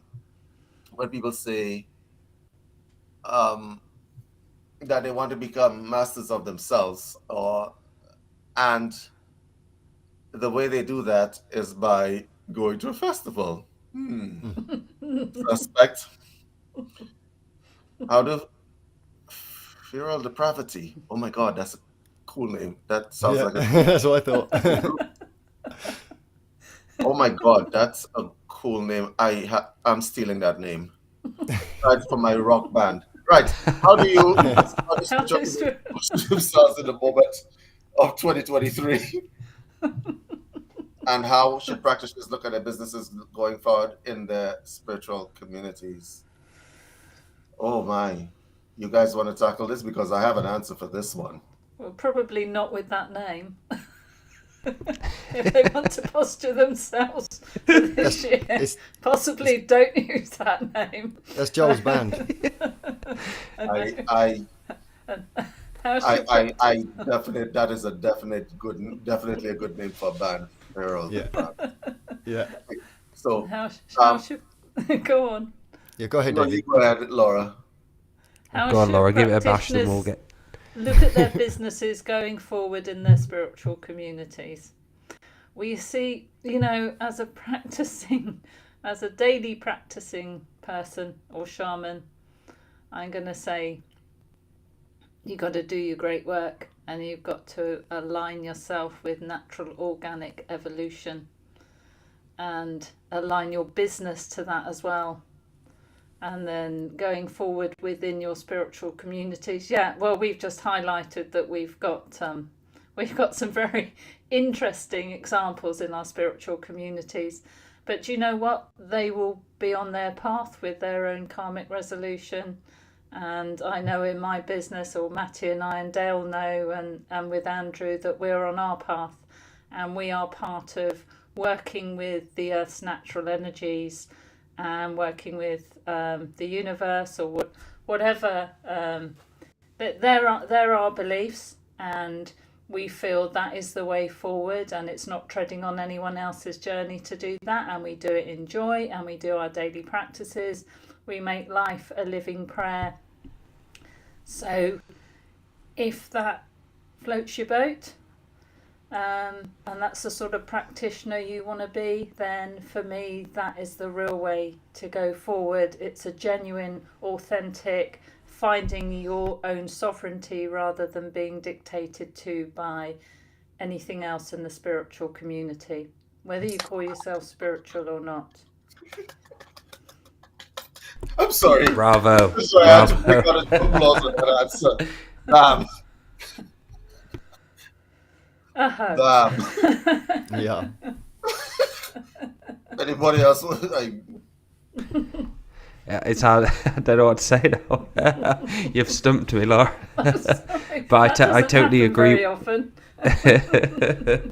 I totally agree with everything of that, Laura. It's incredible, and that's it. Is spiritual hygiene for me is one of my important processes of living. Being able to look at myself and clean myself spiritually, energetically, sage, all different aspects you can use.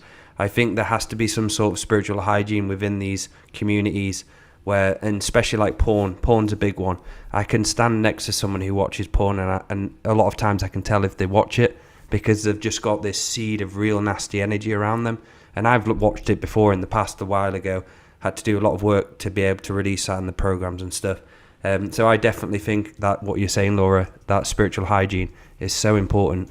And another one to add to this as well is what happens with conflict in these spiritual communities, because this is one of the big things which breaks them up, is there's no one to actually deal with conflict. So when something happens between two people, what do they do? There's no council, there's no kind of like committee. That's a good question as well. And then also we have the other elements, and I think if you really wanted to have a functioning community, it has to first and foremost be a functioning community, and then you have your spiritual aspect to it. So you're going to need all different kinds of people that are going to make a community possible and make it function. Then you have to have, like you said, the way to resolve any issues. And then the spirituality, where you talk about the spiritual hygiene, that you have your rituals, your ceremonies, the meditations, the spiritual practices that you do that will have an effect on that community, have an effect on the land that you have that community on, and you will grow as a community that way. Just being spiritual isn't enough to say, yes, okay, you fit the bill. There are so many more factors involved. So it would be make a community that functions first and then bring your spirituality into it. Yeah, I want to answer the second part of that question about, and how should practitioners look at their businesses going forward in their spiritual communities? There are a few things that you guys need to learn that is happening, and I say this to anybody who's a practitioner who is actually practicing. The world is changing. We've alluded to a few changes that are happening right now, like wokeism and so on. Okay? It is becoming criminal almost, well, legally criminal to be authentic. So as an example, if I ask Laura a question and I don't agree with her answer, I'm probably going to try to cancel Laura. Okay? This is the new paradigm that we live in. Okay? A lot of you guys are authentic. You'll have very strong belief systems about how you want to do business and so on. Okay? Very strong belief systems because nature is your reference point. And a lot of the things that are happening in today's society are going against nature, and that will be going against your belief systems. That is a statement of truth that you guys have to come to terms with. And what is happening, these changes are going to affect the way you do business. So my suggestion would be, and you see the thing about it, even giving you advice on a public broadcaster like this, I got to reference Dale here and Maddie and Laura. I got to give you guys some advice here. One of the ways that I have found is create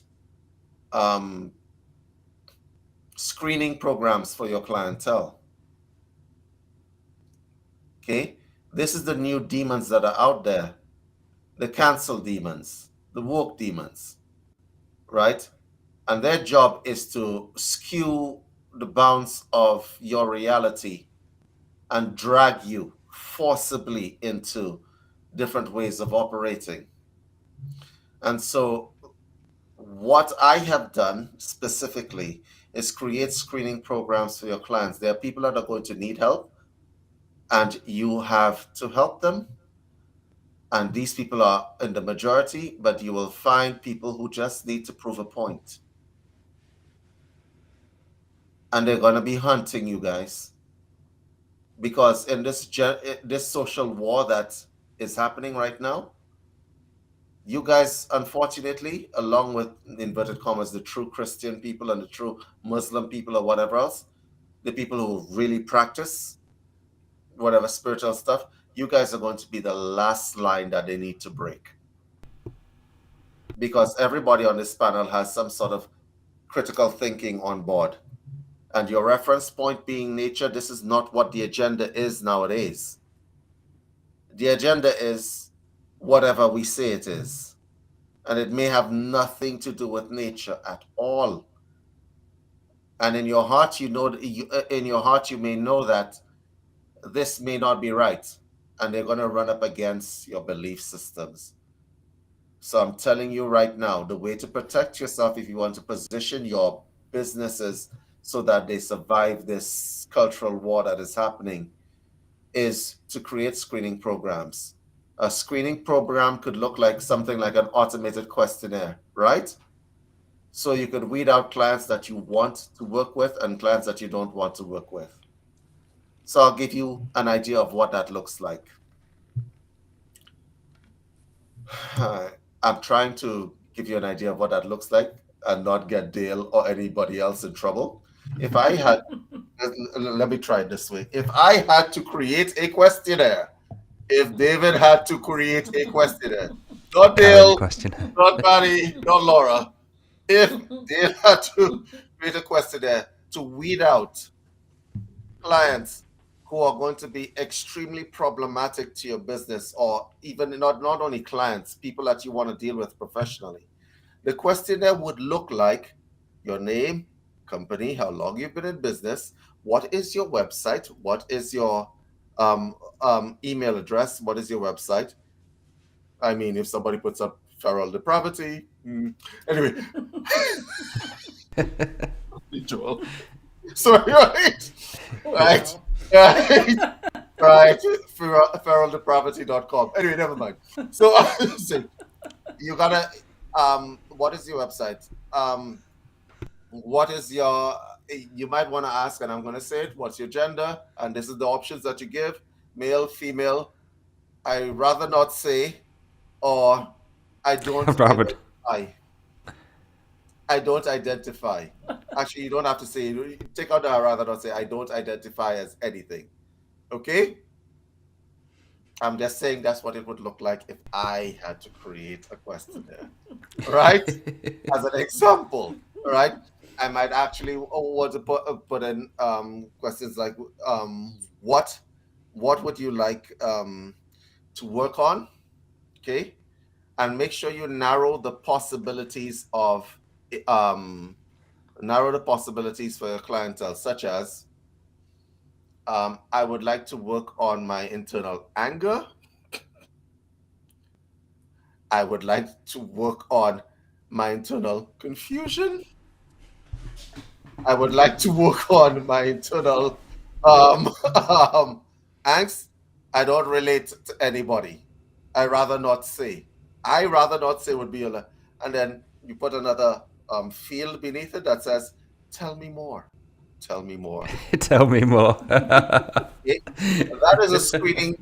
That is a screening that I would theoretically create specifically if I was a practitioner.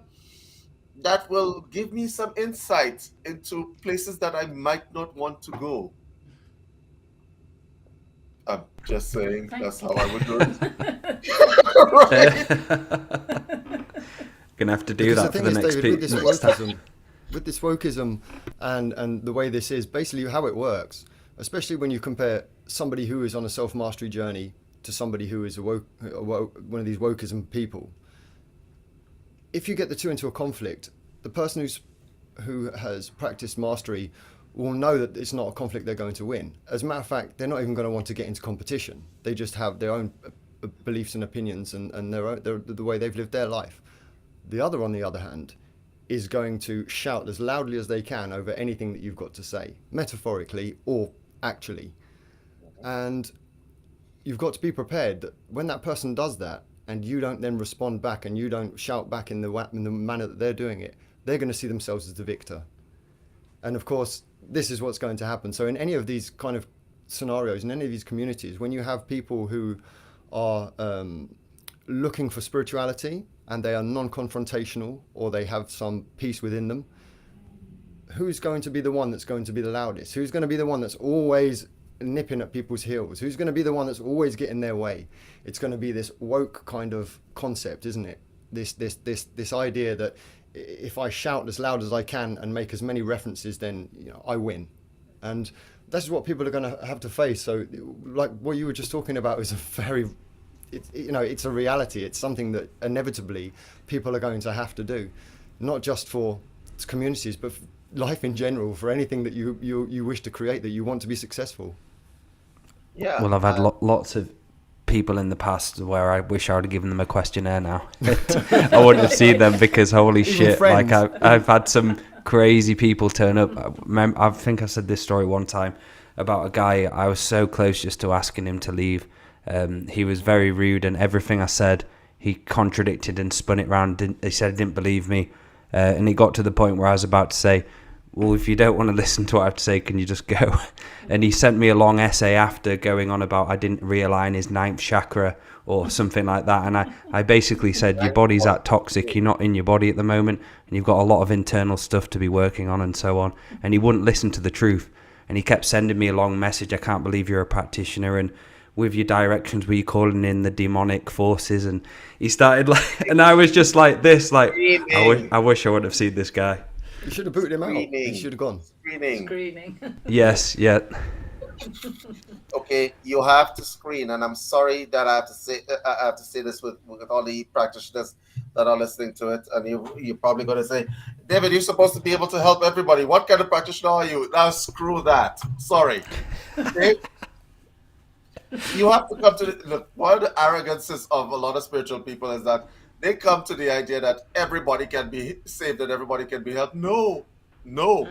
At the end of the day, you guys are helping people to heal themselves. You're not actually doing the healing. You're helping people to heal themselves. So there are a bunch of people out there that are going to pay you money to stress you out. Are demons running them? Yes, their own internal demons. Demons may be running them. Or your light might be shining just a little bit too bright as a practitioner. And like, the devil's always watching. Like, I'm sorry, are you shining brightly? Are you like making a difference? Let me send you some shit. Okay? Yeah. Yes. And so you guys have to get out of your own way with this idealism. A lot of practitioners do that, where they think, I just want to save the world and banish ignorance from the land. No. And the next fairy story is?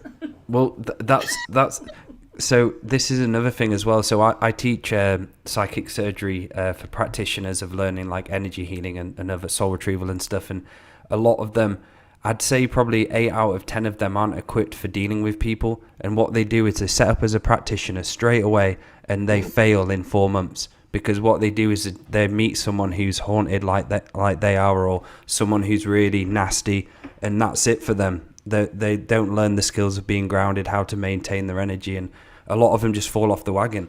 And I see it all the time, people who come and do the course. Not everyone. A lot of people go through and do become great practitioners and teachers, but there are a majority who become practitioners and they'll last for about 5 months, and it's just too much for them because they meet all these Karens. I got a question for you, Dale. Do you find a lot of the people that you're going to meet who are haunted, the job is to knock you off center? Okay? That is what the mission is. Okay? And no matter if it's a little bit or a lot, I've had that kind of discussion in a public broadcast before, because the value of practitioners and people who are esoteric people is that they are on center. There's a balance that is being created. There's a new ideology out there that balance is an old-fashioned idea. Nobody has to pay attention to nature. We could just make it up, and we can force nature to do whatever we want to do. Okay? This is the new ideology that's out there. You guys are now diametrically old-fashioned and opposed to what is happening out there. And I don't mean in one particular argument spectrum, in a number of argument spectrum. That's why people are shouting at you, okay? Because they think it's an old idea. And so when people step into your office or they contact you and so on, the intention is that balance that you maintain within yourself, they need to move it off center. Okay? And I cannot warn people enough. Okay? Once this comes off center, once you come off center, there are going to be a whole bunch of people trying to drag you in this direction. Okay? And I've seen that left, right, and centre. I had one lady who, she sent me a message. She went to, I did a ceremony last autumn equinox, and she came to some training, and she basically sent me a really long message saying, "Oh, I've been to a Reiki healer, and they said that I possessed them. I gave them a demon in my autumn equinox ceremony." And I rang Andrew, and I was just like, "Oh, I just got a funny message from a lady," and he, I knew straight away it was just bullshit. And some practitioner actually said that, where she told him about me, and she goes, "That's where you got your demon from." And I told Andrew, and it was like, it was just her paranoia. There was no demon, there was no nothing. It was just the paranoia running her, and she started spreading it, like this false fucking information wasn't real. And I'm like, holy shit. So I blocked her and got rid of her. I'm not speaking to her. Where do these people come? Oh my gosh. I was like, what? She said, "You've got an attachment. You gave me an attachment." And I'm like, reading it, and I'm like, what the fuck? And can you imagine what if that Reiki practitioner, you know, the level that practitioner must have been at? I imagine it was the other way around. It was juxtaposed. I imagine if you go to see a healer like that, then you're going to come away with more than just a pleasant glow. Spiritual STD, correct? Mm-hmm. Contracted something.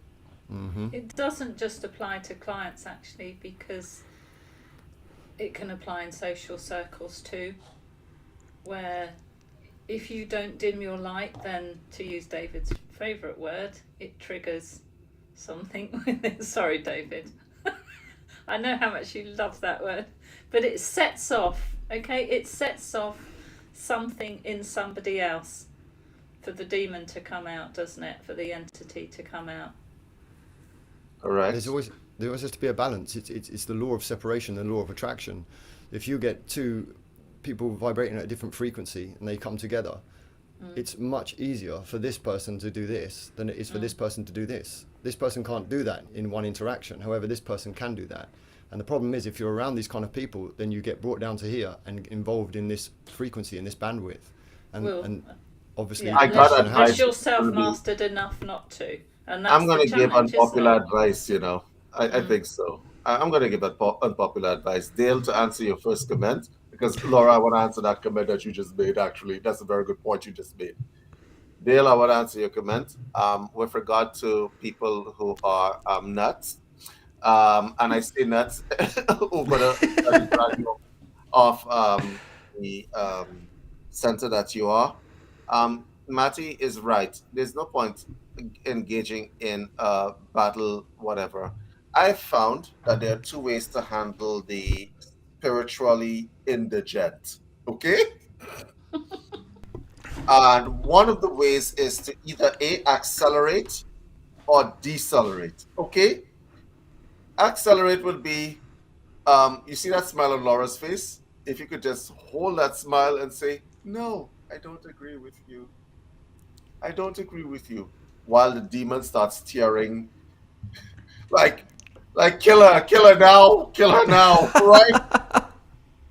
You know what I'm talking about, right? The demon is like, kill her now, right? So when people shout and whatever else, and you're in center, you're saying, no, I don't think I'm going to cooperate with you today. Sorry, right? Yeah. The demon accelerates, and then they expose themselves. Make sense? Yeah. You're not feeding them, is what you're saying. You're not going to feed them any of that energy. You're staying in that sacred neutral stance. Actually, no, you're actually feeding them a different kind of energy. Okay, yeah. Demons, But it's not you're Fuck not off feeding them energy. the energy that they want. You're feeding them the energy that they need. Okay? Right? You're not feeding them the energy that they want. So, like, right, I have found that because I know what irritates a lot of these people is when you are on center and you're happy. Mm. If I was a woke person coming at any of you right now, okay, can we do some role playing here? Can I be woke? Oh yeah, let's do Yeah. Can I it. be woke Yes. for a while? Yeah. Yeah. Okay. Let me just get into character here. All right. I think you spiritual people are fucking arrogant. Okay? Y'all think you'll know this thing. And it's just some sort of old idea that you guys have in your belief system that puts people into boxes. And we're not about boxes. People are different. People are diverse and they're different and they have different kinds of desires and so on. And your belief system does not apply to that. And all this idea about nature has all sorts of variations in it. Okay? Nature has all sorts of variations in it. Sometimes nature's tall. You find a bonsai tree that's tall. Sometimes you find an oak tree that's small. Okay? And sometimes things happen in nature that are different. An amoeba as an example, it reproduces by its own self. It doesn't need anybody else. So is that balance? Tell me what you have to say about that. Go ahead. Well, that's so cool, David, because what I love is you're embracing the unlimited point of view. And it's great to hear your views on it. Now that's just patronizing. I can see Okay. you. Yes. Out like a man, bro. Right?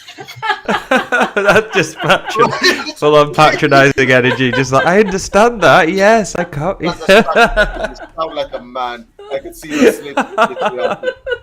Right? And what's with the drums there, Maddie? Why?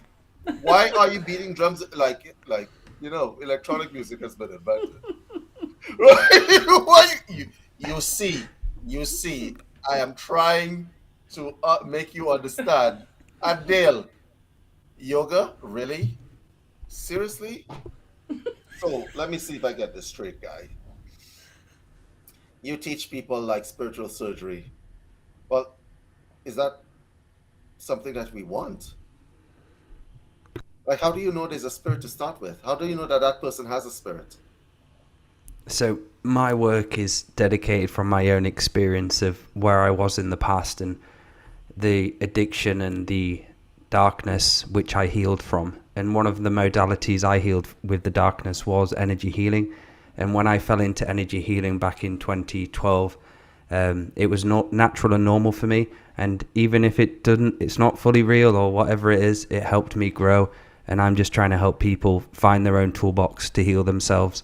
I'm not trying to push people to heal themselves. I don't want to step on any journeys. And what are your preferred pronouns? Say that again, sorry. What are your preferred pronouns? There's a reason why I'm asking this.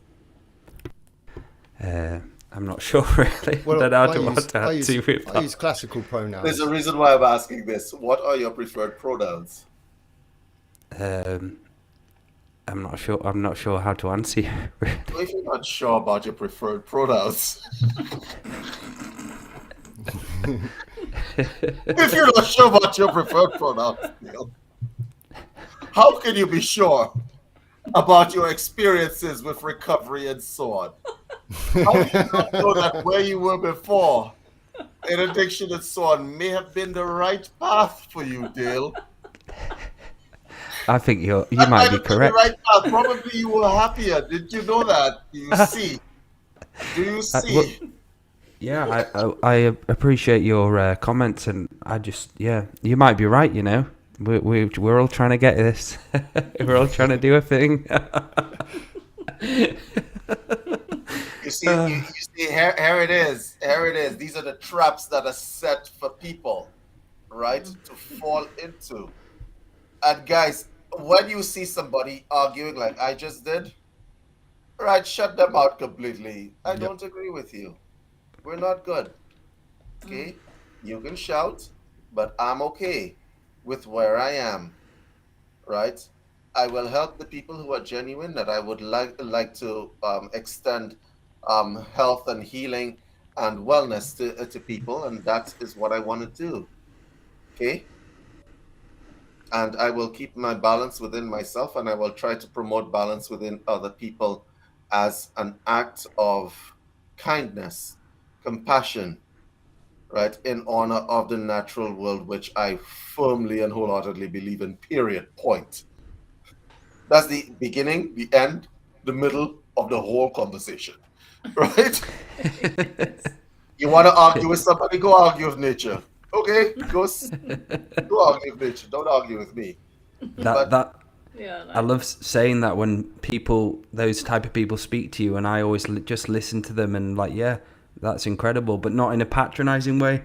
I listen to them Not and like say me. that's, I understand that, and that's great. And I say, oh, that's your truth. I don't say that's your truth because that is patronizing. But I like doing that because it kind of breaks up. It doesn't get me entangled with them. Yes, I listen to what they have to say, and a lot of it I don't agree with, but I don't tell them that, and I just respect it and listen. But then you will get the people like what you were doing there, David, where you entangle with them a little bit, and they'll use the narcissism or the patronizing so smartly, and it'll just become like, hey, I've dealt with so many people like that. And for the time you don't answer the preferred pronouns thing because you've engaged, you're in with me, and sometimes you gotta disentangle from people. But the best way to keep yourself centered is to use a screening tool, right? So you know the next time we're not inviting David on the Talking Stick show. David got funny at the end of the show. We're screening David. Right, David is not coming out talking about slave to the patriarchy. We definitely not invited David. We'll clip just that bit where you were talking about. We won't say it was role play. We're like, look what happened with David. They've got him. The Croydon Spirit Fair has got him. Because the thing is, and we have to remember this, that in any interaction, you know, and then this goes for many different areas of life. If somebody brings conflict your way, there's two things that can happen. One is you can engage them and you can have a fight. The other is that you do not do that. And if you do not do that, then they're attacking you. And that's a fact. So, you know, just know the difference between when you're being engaged and when you're being attacked. And do not fight back. Do not feed the trolls. You know, it's the best thing you do, and use whatever skills you have to end the conversation as quickly as possible. Keep it pleasant and move on. I have like an armory with a mirror all around me. When it does happen, I put it on with mirrors, and then I put like a red block with a mirror there. I have to do it on the shows, on the Thursday shows. Put like 4 blocks with mirrors because I picked up a few of them. Accused of being ideaphobe. I just made that one up. I didn't hear it, David. Say it again. Say that again, bro. Or you become accused of being an ideaphobe. You're afraid of ideas. Mm-hmm. Yeah, because that's the new slur. So, okay. Spiritual communities, be on the guard, because 2023 there's new and unbroken ground that you guys are going to be running into. Right? And you want to be successful, and you want to keep doing what you're doing, because you absolutely have to keep doing what you're doing, because there has to be some balance in the world. You guys are going to be the last line of defense, along with those that are faithful to whatever they are practicing. You guys are going to be the last line of defense of sanity. Yeah. Trust me when I tell you that. Well, some people believe the earth is flat. Yes. And what a way to finish off the show. We've gone half an hour over today because the show was so special and so fun. Thank you, David, for coming on. And before we go as well, is there something you wanted to talk about, which we'll get the picture up of your adventure at the moment. I'll get this up. So we've got... There we go. All right. So we're running a course which is certified by the International Association of Counselors and Therapists, the International Medical and Dental Hypnotherapy Association, and Professional Board of Hypnotherapy, in basic to advanced counseling skills. This is a chance for people who are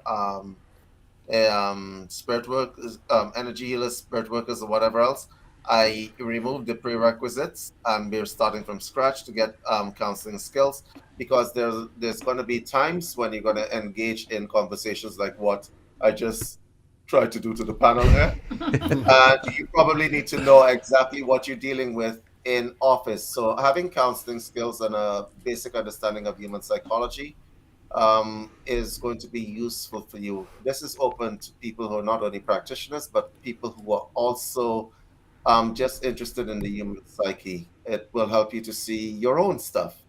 And I want to thank Laura and Dale and Maddie for actually inviting me on here, because this has been fun. It's not, this has And been fun. I'd love to do it again at some Yeah, point. we must. Yeah, we'll have to I do could have it. kept. Another I topic. could feel like going another 2 hours. Yeah, you might need to screen me first, however. Well, is there a link? Is there a link, Dave? Yeah, there is a About the link. purchase? You can find it on Facebook. But let me see. Is there any place to drop it into the chat? You can Yeah, find it there's on a. Facebook, or you can just email me at info at. Hold on one sec. Let me just type that in for Joel. At rcsincere.org. Okay, and you can email me. You can come on to this. We'll have a live class aspect as well.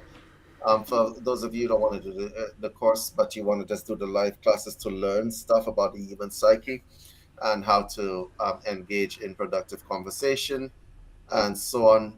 And yeah, it's open to everybody as there is. And it's one of the ways that you can get a foot in with regard to the traditional spectrum for those people who like that stuff.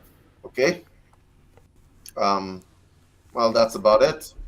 You guys have been so much fun. It has been fun. And you. Thank you, David. Before we go as well, Really Laura, great. do you want to talk about the product we have out at the moment? Yeah, we've got Yeah. 2 really good meditation teaching videos out. What are they? They're not videos. What do we call them? Products. Products. So we body and Thank you. soul journeying Yeah. with various different ones like the meridian healing and the chakra and so on. Yeah. So the first one is the guided chakra meditation and the spinal healing, which we had some very good response from, some really good reviews. And then and that's got the consciousness strike, where we're all reading it. So that's carrying a lot of energy in that one. And then the second product has the meridian meditation, the guided butterfly meditation, and Andrew's snake and skunk medicine healing. So 2 really good products there with 6 different meditation style. They're all available on andrewbartis.com on the shop page as well. And they're quite long meditations, so it's great value for money of the product. And we also have as well this evening, isn't it, for the Warcraft event, which I'll pop before I say it's goodbye. Andrew's Gaming. There we go. got And it. we have a few seats left on the Scotland bus tour, 1st to the 10th of July. Touring. Yep, that is something that I would suggest everybody go to. Yeah. For sure. Yeah. You only live once, and it's the chances of you contracting spiritual STDs on this bus tour are slim to none. So I would suggest that you guys actually go and meet people who are not just interested in exploitation or whatever else. They're good people. I vouch for the good people. Incredible. And again, Thank you, thank you David. so Yeah. much, David, for coming on. Yeah, It it's was been real great fun, fun. and you're an incredible person. Thank you. Yeah. You're Thanks, welcome. David. That was good fun. And thank you, Matty and Laura, the incredible co-host. And we'll be back in 2 weeks' time for we'll be back next week, actually, for another Talking Sticks show. And thank you for watching all of those in the past, present, and future. Good night. Good night.